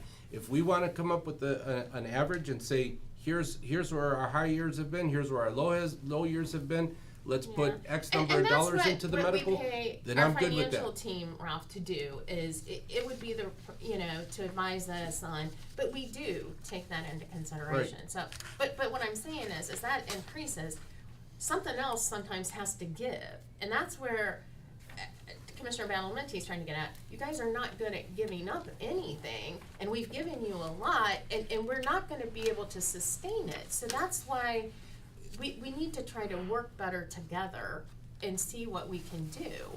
I'm not opposed to working better together, Okay. but I guess my whole situation is this, is that across the board, it doesn't matter if you're buying computers, or if you're buying automobiles, or if you're buying toilet paper. Everything is at an increase, and the increase isn't 4 or 5%. The increases are in the teens, and sometimes possibly in the 20 percentile mark. And So you it's do just take that it into costs a lot consideration. more. Benefits alone, we've got 14% almost next year. 200 people within our payroll. Yeah. So you look at that number. It's stuff that we would love to be able to say, hey, we're going backwards in our asks. But the problem is it's a number that just continues to grow. Yeah. And it's stuff that we can't control, those increases. What we know is this, is just like the increases in costs, so Yeah. are our call volumes increasing. So are our deaths with overdoses increasing. So is our drug problems that are coming in. With an absolutely open border right now, you see the difference in the last 3 years of what kind of numbers we are having of problems. So at the end of the day, what happens with those problems? This isn't a Portage County problem. This No, is it's a national problem. nationwide problem. And we're trying our best to deal with it, but when we're looking at it, especially here with these other additional 8 people, this year was an absolute bonus for all of us that we should be celebrating, because the money that we're getting for this grant that we thought we were gonna only have for 2 years, we're actually, we were able to get through 2023 with no additional dollars needed, that those monies are going to come, and we're going to basically have an additional almost $1.8 million for future use to offset those 8 people. So truly, we're trying our best. We have a phenomenal lady that is working with the grants, with the grant stuff, that has brought so much value to the organization. And we appreciate that, but for the sake of time, we need to move on. Well, I just want to be So- clear is that I appreciate what Commissioner Tinlin is saying, is that this is not an us against you, and it's not a you against us. This is us serving the community and in the county of Portage the best that we possibly can, and understanding that we are in a very, very changing and volatile position here, because we deal with stuff that no one else does. Maybe Water Resources has an emergency water break that they need to put forces on to get that rectified. But in our case, it's a day-to-day, one phone call away, change of situation and change of life for our agency and the costs that also involve in it. Okay. And I just want you to, I just want to be clear that we all are under the same page. It's not, this is not personal, this is business, and unfortunately, this business is an expensive business. And I just. And we're aware of you that, know. and it's a 24/7 operations, Correct. but for the sake of time, Chief, we have to cut you there. Okay, let's move We need forward. to move forward with a couple other things on your, budget that we need to talk to. Okay, You had a humongous increase for part-time road deputies. Oh, no. Yeah, let me see your actuals.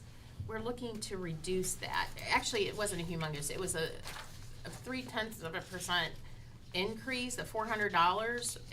To decrease, and our recommendation is to decrease to 20,000, which would be 90,600 less than what your current budget is, because for actuals for 2023 it's only 16,000. Can you speak to that? And let me go over it because it's a little choppy. You guys asked for an increase of $400, okay, for your part-time road deputies. The part-time corrections decrease. What is that? Are you following me, Jackie? What's the, it says So part, essentially, that Explain budget that. was increased I wish to- we had what you guys were looking at, because There we're you go. trying to, we're trying to make apples out of Yeah. oranges here with what we're looking at. okay, go ahead. Where are you seeing this? Okay, go down, Ralph. Mid-page, Ralph. Yeah, Left So, side, you look part-time at road part-time deputies. deputies. The total for part-time road deputies was increased to 111,000, so that was an increase of $400, but the question was, the actuals for this year was only about 16,000, or is projected to be about 16,000, so do you mean? That can't be possibly correct, because our, No, it's not. our court is almost 90% made up of part-time deputies. So and that's something that we need to talk about also, and I think that, Michelle, you could speak on this, because I know you've voiced your concern on this. We've got deputies that are making $22.50 an hour, and it's really difficult to keep a deputy in uniform at the courthouse making $22.50 an hour, a pretty large percentage less than what our full-time officers are doing, and we're still budgeting for those numbers. But I can tell you that, we're getting deputies that have gotten to an age that they are looking to try to live out their life for a couple of years and fish on the pond before they fish in the big pond. And at the end of the day, we're having a hard time filling those spots. And so I'm not sure where that number is coming from. Okay, so maybe it looks I'm like sorry, Ron and yeah, I can work with So, Ron. so Ron and Jackie this on is that. Yeah, a little totally. bit more of a line of communication, because what I've heard from you often is our ladies don't return calls, and what I hear from our ladies saying they don't return calls. So there has to be a line of communication that is a little bit better, whether it's Ron or with yourself, that we stay confused on what's going on with HR and finance.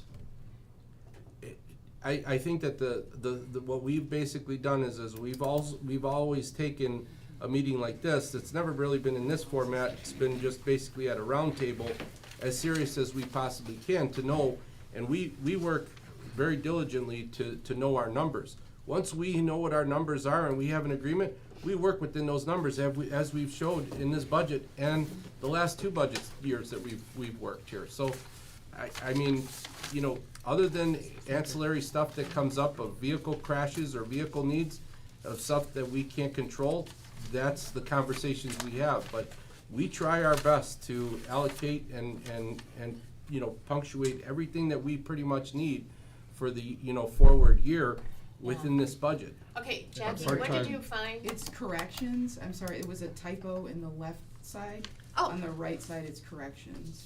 It's the part-time Yeah. corrections. Oh, part-time corrections. And to be honest with you, Commissioner Bennett, I would rather come back here next year and tell you that we're again only spent 16,000 and continue to budget for that. And then we're in that situation once again is we can't hire part-time corrections. But we need to keep that line item open, because if we can hire part-time corrections, it's going to reduce our overtime number. Huge. So that number, I think that is that would be a foolish number to change, because if we need it, it's there. If it's not needed, or if we can't reach it, we don't. But we would be more than happy to try to hire as many part-time corrections as we possibly can, Okay. because that's gonna offset our number. Okay, our benefit increases, that's our next item. Okay. We're going down, because we have someone sitting here waiting that's supposed to be on at 11:05, so we gotta. I mean, do we wanna Wrap recess to get them through? No, nope, let's keep going. So, benefits, you have an increase of 1.2 million. Can On- you speak to that? Yeah, On 23 was underfunded, and we kept talking all year, saying it'll get put in at the end of the year. Well, I'm assuming it hasn't gotten put in because we have a surplus in compensation. But when you take 23 underfunded and you want a 14% increase from that, that's why there's a huge benefit ask. So wait a minute, you're saying your benefits are underfunded now for 2023, saying and that all that's year. not reflective in that salary, The only how is reason, that, Jackie? I thought we did we do a budget amendment? We did not. not for health benefits. So then that'll come out, do you know how much the amendment would be? We're projecting right now roughly, and it's on your sheet, around 200,000. But So- again, that's not needed because of our Overage, in our surplus. because of vacancies. But that resulting in a So that huge really takes benefit it ask. down, okay. Good, Jackie. Still I think the unknown is what should be charged or moved to the grant eventually. So that's one of the major unknowns, because that's supposed to cover benefits also. So all those expenses should eventually be transferred to the grant, and it's hard to tell what. Because right now, like- we're having to fund it because we haven't Right. got grant money. Right, so ultimately that would come out at some point, once the drawdown comes in. Oh, okay.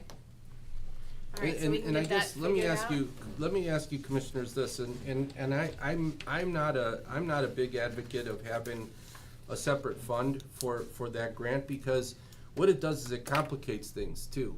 Is that it's a hard number for us to budget, because we have a sliding scale also. If we have a deputy that comes in with 10 years of experience and he comes in at a higher rate, or we have a deputy that comes in right outside of the academy, he's starting at a much lower rate. So it's really hard for us to gauge that end number. And when we're basically trying to have 8 people that are coming out of one fund, out of a separate fund, this is why I think that the general fund, use is, you guys are getting your money, but it adds a whole new dynamic then to trying to budget for this, because it's a variable, it's a sliding Yeah. scale. Well, I think it's recommended, it's easier for us to track that grant, and that's why the auditor's office, I thought in the past, also recommends, because we do it for other As far as a departments, we get deposit, grants. I'm good with that. But as Yeah. far as an expenditure line, I think that you guys can always transfer Fund A to Fund B and to put that, but for our budgeting purposes, I think that once we start to try to break down all of these different people, it becomes a nightmare, and it becomes a nightmare for Jackie too, because this is a hard thing to try to, have good record keeping on, that it's like, if we know we've got X number of people, and here's what our number is, here's what our benefits, our Yeah. numbers is, it just makes it so much more The thing of transparent. it is, though, it's also tracking for the grant purpose. Sure. And But our when you reporting is done commingle on it that. with everything else, it makes it much difficult Is your for us to reporting Right, done track. our within reporting, yourselves or with- correct, with we have us to too? report what the numbers are to the grant. So that reporting is all independent to that, So the grant, you're saying that the grant reporting you guys do to the grant, correct. you don't do it to us? We do it That was combined. You guys get copied on it and we submit it to them. Ron does Jackie the, has to. Ron does the affirmation of all the numbers of what the request is, and he's submitted it for first, second, and third quarter now. They're just behind on payments, but you're going to get that money.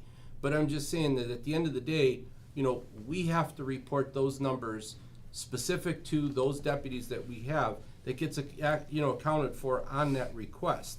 But as far as a budget number for us to use within the county commissioners, budget, it just would be so much easier for us to say, here's how many deputies we have, here's how many corrections, here's how many this and that. and be done with it. But Jackie, for your tracking purposes, Have you isn't been it? copied? I don't know what the expenses have been or what's been reported. But as far as budget's concerned, ideally, you would be moving expenses out, so you wouldn't need excessive budget because you're moving the expenses out. And I think, we could, at the start of the year, certify that money in the grant. Right. So then you have a budget to spend it against. I think, the challenge at the beginning of the grant maybe was that it wasn't certified, but I think we could fix that with the auditor's So is office. it easier to keep it like you have it with it having its own budget line account? Or can you combine it, like Ralph's saying, just put it within? Well, if we do that, we'd have to create a project code, and we've already created a fund. Oh, The auditor's office has already decided to create a fund. okay. So, just so you know. And you've reported ready with the grants, 2 quarters? 3/4. 3 quarters? First, And you second, don't and have third. any of that information? No, That's I kind don't- of silly things that I'm talking about. Yeah. That And we'll check that out, and I'll we're in a see, because- silo versus. And if not, I apologize for that, but and it was a simple overlook on who was copied on those, and that's an easy correction. Okay.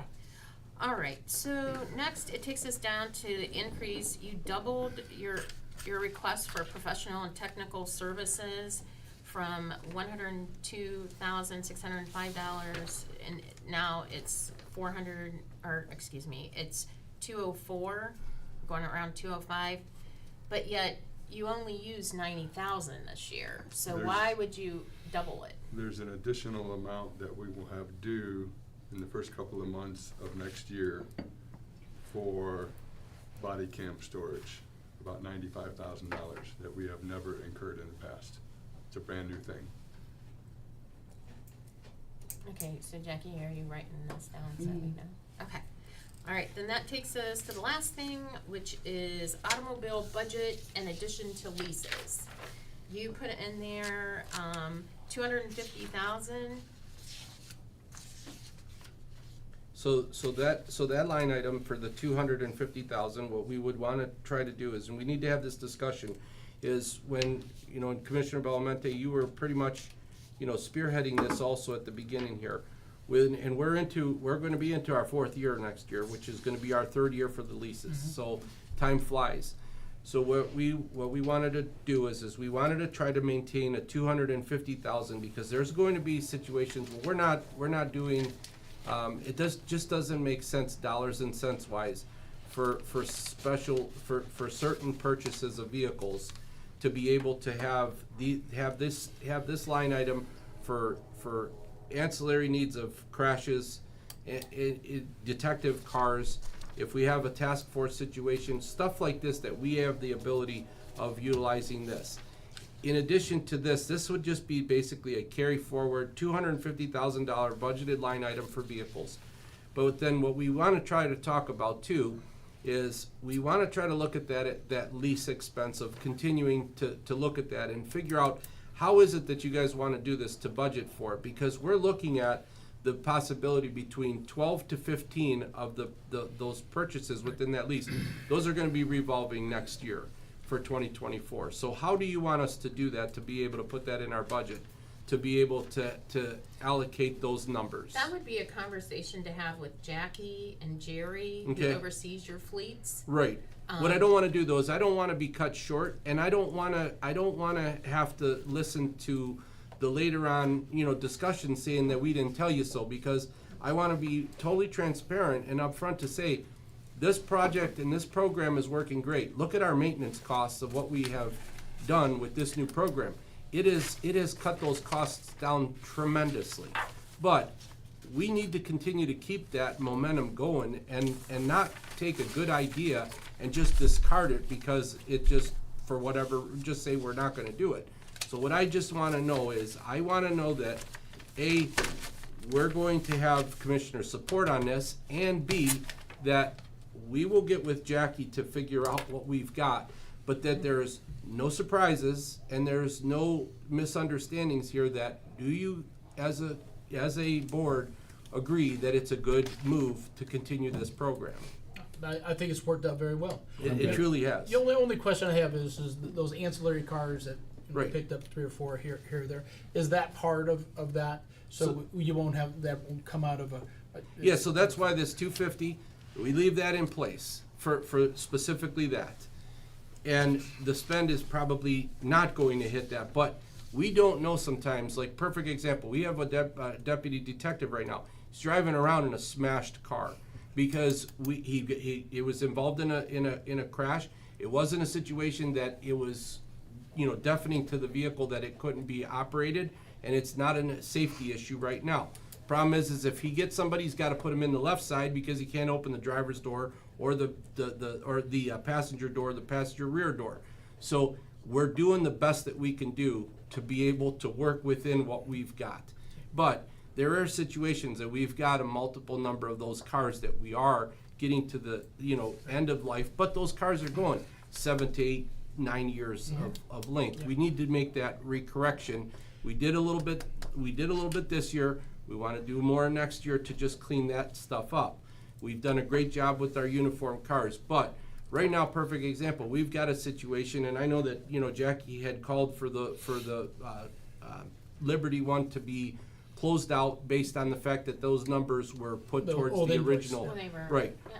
But we've got a situation right now. We're following that same, it's starting to go back to the same thing with the strike and also with the government package cars, is that these manufacturers are making more money selling cars on a retail standpoint than being able to build government subsidized cars. So now what's happening is we've got a situation with Lally. They have 3 vehicles. One which is a demo that they've got 3,000 miles on, that they're reducing almost $10,000 for us. That we want to be able to get these cars as soon as possible to be able to bring these in, because we don't know. We've talked to a couple of the other dealerships. They can't tell us that right now when they're going to see these cars. So I guess my question to you is this: is that A, can we figure out to move on those 3 cars? B, can we continue to do this? And it seems like everybody is happy with the lease program, and the lease amount will get you the total numbers of what the turn-in is going to be for 2024, and then we'll reflect that in our budget. And C is this 250. Is there any issues with this 250 to move forward? Well, you know what, we can't answer that. Let's We have process to that, okay? analyze that, but we need to finish with you We'll because we finish it. have someone else. I mean, We'll do we look want to into go it. into We'll- recess or? No, because I have a meeting after this, Okay. and so, The only thing, and we can meet again within the next week or two. I would We'll have just to want look at that line of enterprise. communications to be both ways. If you guys are saying, hey, we're not communicating enough, Ron, and if we're saying you guys aren't communicating enough with us, I'd like to open that so we have an idea what's going on, because you guys run your own department. Right. But because we are HR and finance, we need to know what's going on. Understood. One other question here, that this is a priority, that we went into executive session to discuss the last week, and I think that this needs to be discussed and handled. I've been working with Verkada camera system for our jail over the last 2 weeks. I had an original quote that we presented to the commissioners for $637,180 at that date and time. Sheriff and I have sat down, Lieutenant Morgenstern has sat down. We know that there is a serious need because our liability is very much exposed right now with the jail. We are into the service right now contract for the jail for the cameras. I have gone back and forth. Sheriff and I sat on a conference call yesterday with this company and fought hard. We've got a reduction right now that we were able to reduce this down from $637,000, and we got them down $237,000 to a final number of $400,000. In addition to that, the sheriff had a great idea and made the ask of them of being able to do a payment with non-interest for a 60-month period for the term of what they're going to give us the licensing for.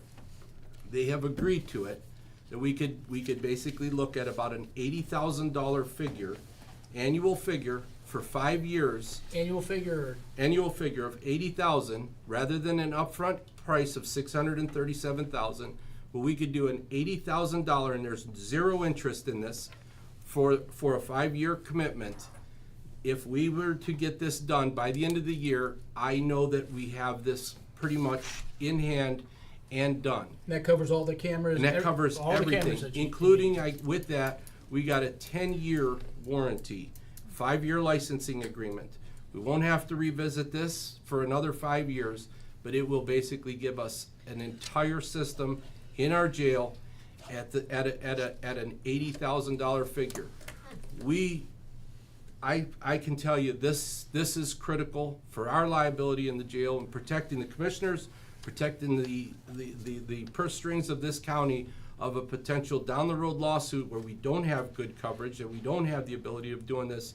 This is a small price to pay for a lot of protection. What's the timeline, Chief? They want to start it right away. I mean, they want to start it right now. They want the commitment for their end of year, so that they could basically, I think, could book it. So it's, at the end of the day, this was a situation that Have him review it we with jumped Dr. on it Lucy. He's gotta immediately cut it to off. be able to do This is this. so rude Okay, to- Ralph, could you and Jackie get together, or Ron, Jackie, Yeah. do that so we come And to a we'll- conclusion and we'll for have that, her hopefully bring next the week? recommendation Okay, back. that sounds good. Okay, thank you Yep. for All right, coming thank you, in. gentlemen. Appreciate it. Yep. All Ted, right, thanks for waiting. Ted, thank you for being so problem. I know this is an patient. important conversation. And I If we do need to agree come back, on we the can. part. No, I think no. we should- We're good, we're We established. apologize. Thank you, gentlemen. Take care. Finally, very, very Thanks, Mike. for that, Yep. for checking. Now, retiring would go a different, but a part-time officer, Ted, come on up, sir. Have a good day. Thank you. Michelle, when do we want to get together for this camera thing? You want to do something today? Morning. Can I call you? Yeah. All right. Good, how are you? Good, I don't have a whole time. Hi, Ted. Hello. How are you, bud? I'm good. How are you guys? Good. All right. Let's All right, hear what's you're the up, good sir. news going on in Well- O-Town. Bear with me because I'm new at this. Oh. I haven't sat before you in a formal setting before. Well, just put something in that little stuff. Oh, yeah, I put something in the money. Green, I like green. So I think the way that I understand this is that I'm here to give you some status updates on Hopetown. Yes.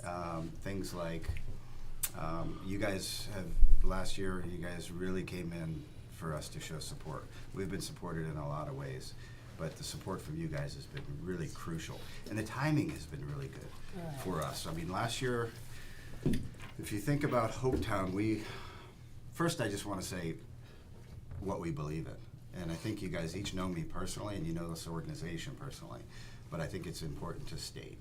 I believe that everyone's recovering from something, and I also believe that people recover, right?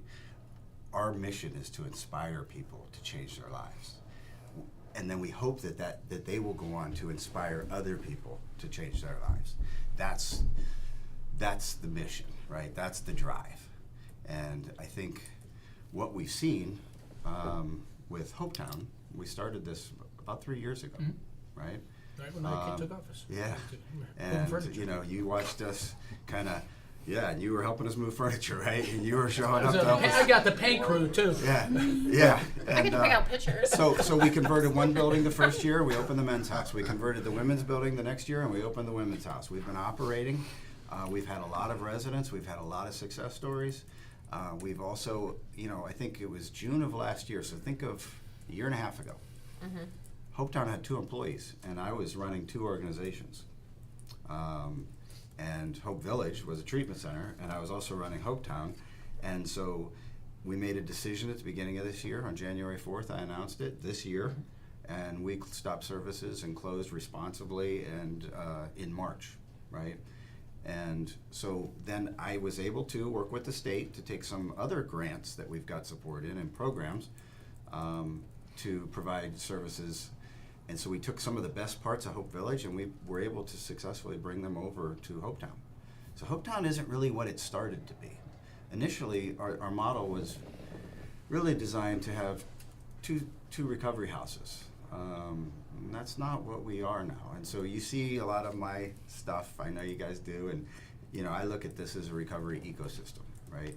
Yeah. And I say that for a couple reasons. One is because people can operate fully in our system, but also the services that we provide and the way that we provide them kind of fits into the ecosystem. You know, I look at some of our county organizations, and one of the conversations we just had, we have an office in the county jail doing reentry services. We also do a lot of linkage and navigation services. And what that is really just connecting people when they have a crisis. You know, I get different people calling me on it. Of course, everybody wants to call on a Friday night because that's when everybody's ready to go to treatment or get help, or Sunday. And we have people doing some pretty amazing things. I brought with me my program director, Adam, who many of you Is may that, know. oh, yeah. Yes. Right. And then I've got my house manager and operations coordinator, Brian Norson. Hey, Brian? Brian moved into the house last December, and we quickly put him to work. It was really obvious that, one, we needed him, and two, it turned out he needed us. Not just for a place to get his feet under him, but also a place to be able to find employment and work in helping other people. And you know, we brought him through from house manager to coordinator to now, you know, he's operations. He's basically managing our fleet of cars, doing a lot of the other types of things, as well as keeping our house in order. And this is I'm gonna ask you just to slide to the side a little bit. yeah. You said Hopetown has changed a lot, because we're on live and a lot of people have the slightest clue what Fair. Hopetown is. Could you just kind of give a synopsis of what you were, are, and plan to be? Yeah, so we provide several different recovery support services. So we provide recovery housing. So we got an 18-bed male house, we got a 13-bed female house. That provides a structured, safe, affordable place for a person to come and live in a sober environment and get sober recovery support, right? We also do, as I mentioned, we do reentry services in the county jail. So we help inmates make a plan to leave. We do linkage, peer support, linkage and navigation services in our community and in the county jail and in recovery houses, and we work with treatment centers all throughout the county. Then, what I was gonna say, a year and a half ago, we had 2 employees, Hopetown, right? I only recently started taking a paycheck after 3 years of running this organization, so I wasn't even technically an employee, even, you know, paid employee. Same kind of employee I am in my office. Yeah, there's that. Okay. But now we have 23 employees, gone from Wow. 2 to Wow. 23. That's So we are in amazing. a scale. How many are drivers? Are those including drivers? I would guess we're around 10. Yeah, 10 part-time. I would guess we're around 10. And then we have others that are trained, because our drivers, we do Medicaid driving. Mhm. We also recently were awarded the supplemental transportation contract for our county, which is going to help us build a lot of services and bring a lot of supports, because you have an eager provider who is licensed and valid and trained, and we follow all of the trainings and the qualifications of Who's a that Medicaid eager provider. provider? That would be Hope on Wheels. There you go. So we added that service. So we essentially added a motor to a model that really didn't have one, right? A lot of times these types of services, and we do all of this to serve our mission, which is the recovery housing. We believe that people recover, and that's our mission, and so we provide a place to help them with employment, housing, and transportation. We just happened to do transportation, which we started to serve our own clients and realized that there was a huge need for it. Mhm. And we became an eager and valid transportation service in our community. And we're gonna probably double this year. So when I speak to people about that, and Yeah. we talk about Hopetown, we talk about cars, Mhm. and one of the things is I'm recovering. You want to help me get a job. Last I knew is that you would pick me up, take me to work. Somebody was making a lunch for somebody Mhm. so they could have it. Could you tell the public that? Yeah, so essentially we started with treatment services. We got contracted with all the Medicaid and the insurance companies. I think we're at 9 or 10 different contracted, credentialed insurance companies we can drive for to get them to medical treatment. But then we also have a work program, and we work with Portage County JFS, Ohio Meets Jobs, and we can help them get a job, get the paperwork they need to get a job, you know, whether that be their identifications, that kind of thing. We can provide transportation, as you mentioned, and now they don't make lunches anymore, they provide a stipend for lunch. COVID kind of Took threw that off the away. whole thing, a lot of the things. So we can help them get to and from work for up to 6 months. We can also, if they have specific tools or clothes or something that they need specific for that work, they can also help them pay for that. That has worked out brilliantly. Now, a lot of times people move in and they have their own ideas of where they can or want to work, right? And they have that choice to make, just like they have a choice to go to whichever treatment provider they would like. But if they need help, then we can provide that to them. And a lot of them do it, even though they'd rather maybe work where they were thinking before they got here, but because of the transportation to and from work, it just fixes a problem and helps them. What the? I sound like Star I'm Wars gonna- over I'm gonna here. explode. Star Wars. I'm thinking of Hug the Jedi's pangs. popping It's out. on the blow up. Oh. Okay, not yet. All right. I have a question. So for one of your residents that maybe he's not able to work, do they get to just lay around and on the couch and watch TV all day, or do you have an alternate for them to do? That's Brian's job. Hit him with that. Yeah. What- Well, what they're do- not allowed what to is- sleep on the couch, but yes, No, we have but people what- come in and there's sort of a period. So we might even have, Volunteer. yeah, we might even have people come in that are on disability, partial disability, different things, so they have more time. But it is a requirement based upon whether you work full-time or part-time and or go to treatment and how intense that treatment is during that period. So they have to do service hours. We call them volunteer hours, right? So they get involved with a lot of different things, whether it be within our nonprofit organization or whether it be locally in our community in sunny and exotic Windham, Ohio. They get involved, and one way or another, they're staying active. And it can also be service in their own program, whichever program they choose, and a lot of times they do that too. But yeah, they're the ones that have. If you're not moving there, somebody's going to ask you to do something. And it really, this isn't transitional housing. We have those types of housing the little in our general? community, and they need that stuff, right? But if you're in recovery housing, you're doing service if you're not doing work.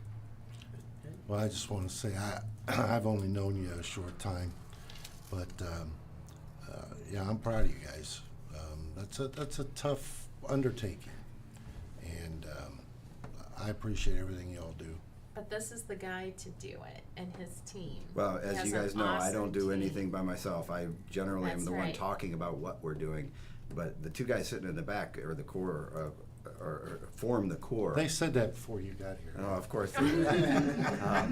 But I couldn't be No. prouder, right? Because, I mean, These guys are you're talking to good. three That's what it's guys all in about. recovery, who are basically, we were inspired at one point to change our lives.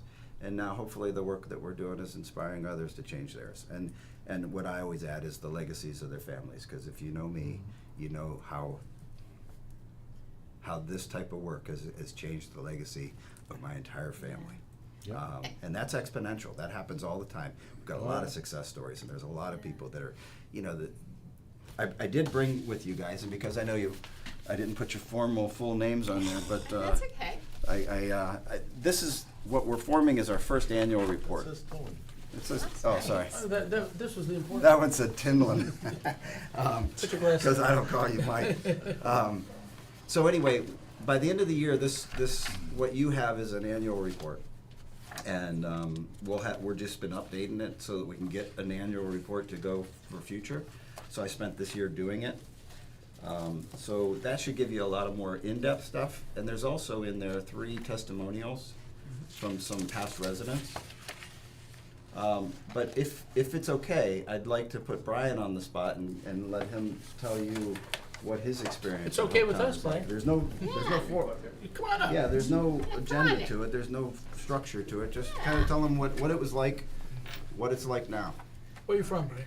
I'm from right here in Portage County. I grew up in Manaway, Ohio. Okay. Yeah, so I'm a longtime resident here. So, yeah, what it was like, I am an alcoholic drug addict, and my life was completely unmanageable at one point. So, moving into Hopetown, I got there, and I'm a construction worker for my whole life. I'm a go-getter, I'm a mover, that's what I do best. Until a situation in my life occurred where I just couldn't do it. There's some, I did it until I couldn't do it. And there's a lot of backstory in that. So I got to Hopetown. When? I got to Hopetown December 19th of last year. Okay. Yep. And when I got there, I was just like, you know, a lot of guys that are going through early recovery. Broken down, lost, confused. I didn't have a lot of support. I burned a lot of bridges in my family support. So I didn't know what direction I was going to go. Wasn't sure how long I'd even be able to stay there. They worked hard to get me in there.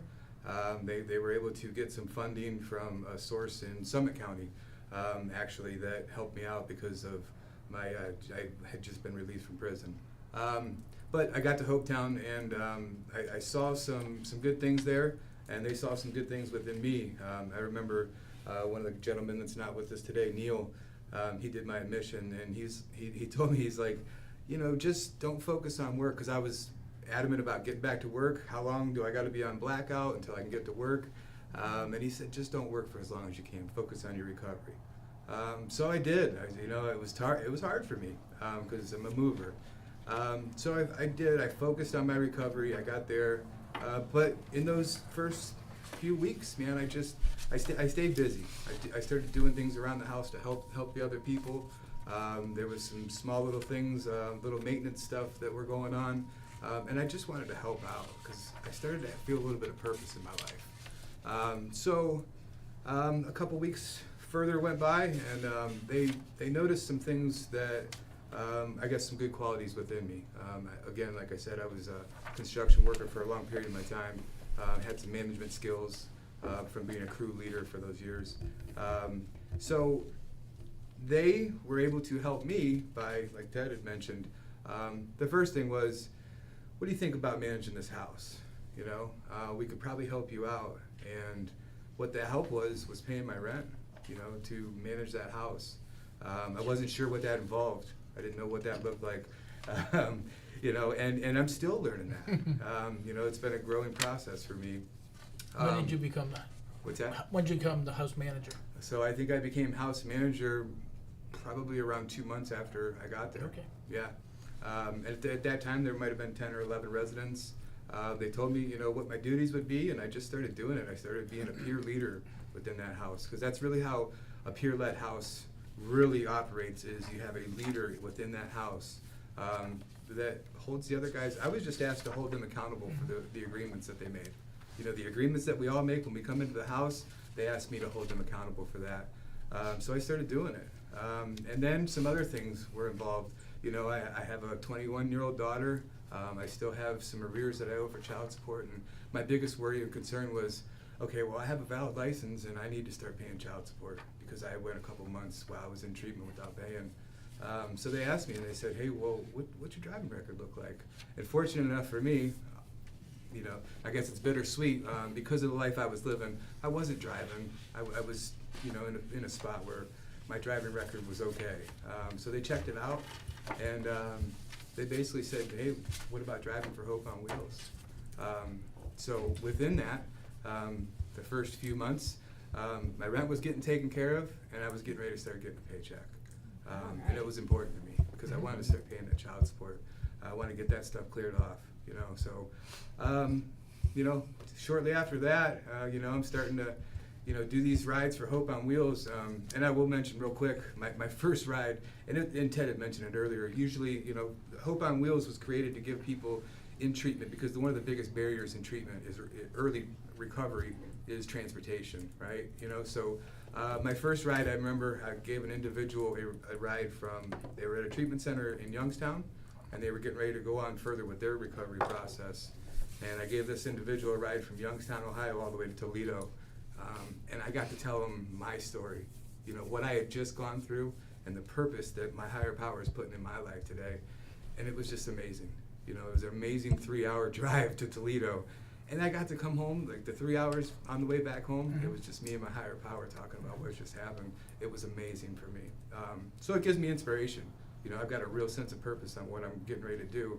I don't know what my future holds. I try and keep it within, you know, just, you know, 24-hour period. But I know day by day. I take it day by Right? day. That's right. Right. But I know that since I've been at Hopetown, my higher power is showing me some purpose in my life that during my addiction, I really wasn't, I didn't have a lot of purpose, and I was okay with just whatever happened. And I didn't really want much to happen because I had done so much suffering, man, I was ready to give up. And today I don't want to give up. So, That's awesome. Yeah. Congratulations, sir. Thank you, guys. Thank you. Great job. We're pretty lucky. I did want to just add, just so you know, for future and what it's looked like for us the last 3 years. To give you an idea, Hope Town started, our first annual revenue was $90,000 in our first year, mostly donation. Our second year, we did $300,000 because we had 6 months worth of Medicaid rides. That's when we started it in June of that last year. This year, I think we're probably going to close the year around $850,000 this year, and next year we're probably going to double that. Wow. It's a lot of growth. It's, as you know, in doing any startup, and I've spent my last 10 years doing startups, it's a lot. And in order to scale properly and keep your risk exposure down and make sure that you're developing systems and you're developing a core, it's been a lot for us. So I just want to thank you again, because the commitment you guys have made to us, that $25,000 came last year at a critical time for us to get through a pinch point. We had some of these grants, like others speak, these grants don't get paid on time. We had a 6-month gap.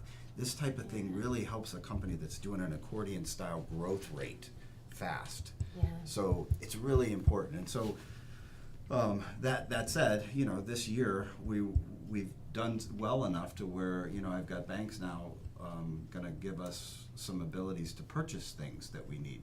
You know, autonomy is really important. I mean, for me to go from donations and rent as a model to now we have, you know, 43%, 46%, somewhere in that range is Medicaid rides.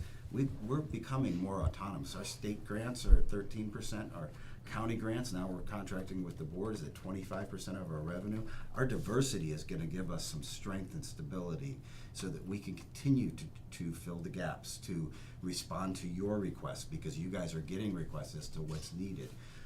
In our lane, that's the type of thing, but we're going to move a lot into community transportation because, one, we want to be part of this community. We are part of this community. We're serving this community in a way that's not, when you think of Hope Town, it shouldn't be like, oh yeah, they got some sober houses out there in Wyndham. That is not the operation that we're running now. That's not the vision for the future. We're part of this community, and we appreciate that you guys see us that way. And you know, I just want to comment so the viewers know, when Ted talks about the 25,000, the Board of Commissioners committed for 5 years to allot Ted 25,000 a year for his operations, and we are solely using the opiate settlement fund that we receive every year. So, paying it forward and giving back. And then what that money's supposed to be in used 4 more for. years, whoever's sitting at this table can also approve another 5 years if they so decide. Yeah, we have a right to renew. Turned out to be a good investment.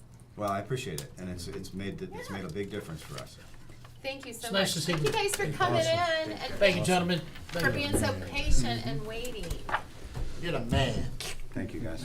See you guys. Thanks, Bye-bye. Have a guys. good day. All right. Is there anything else to come before the board? This is an exciting day. Yes. You want to say something? I said it. Do I hear a motion? I'll make a motion to adjourn. Second? Roll call. Sabrina? Yes. Mike? Yes. Yes.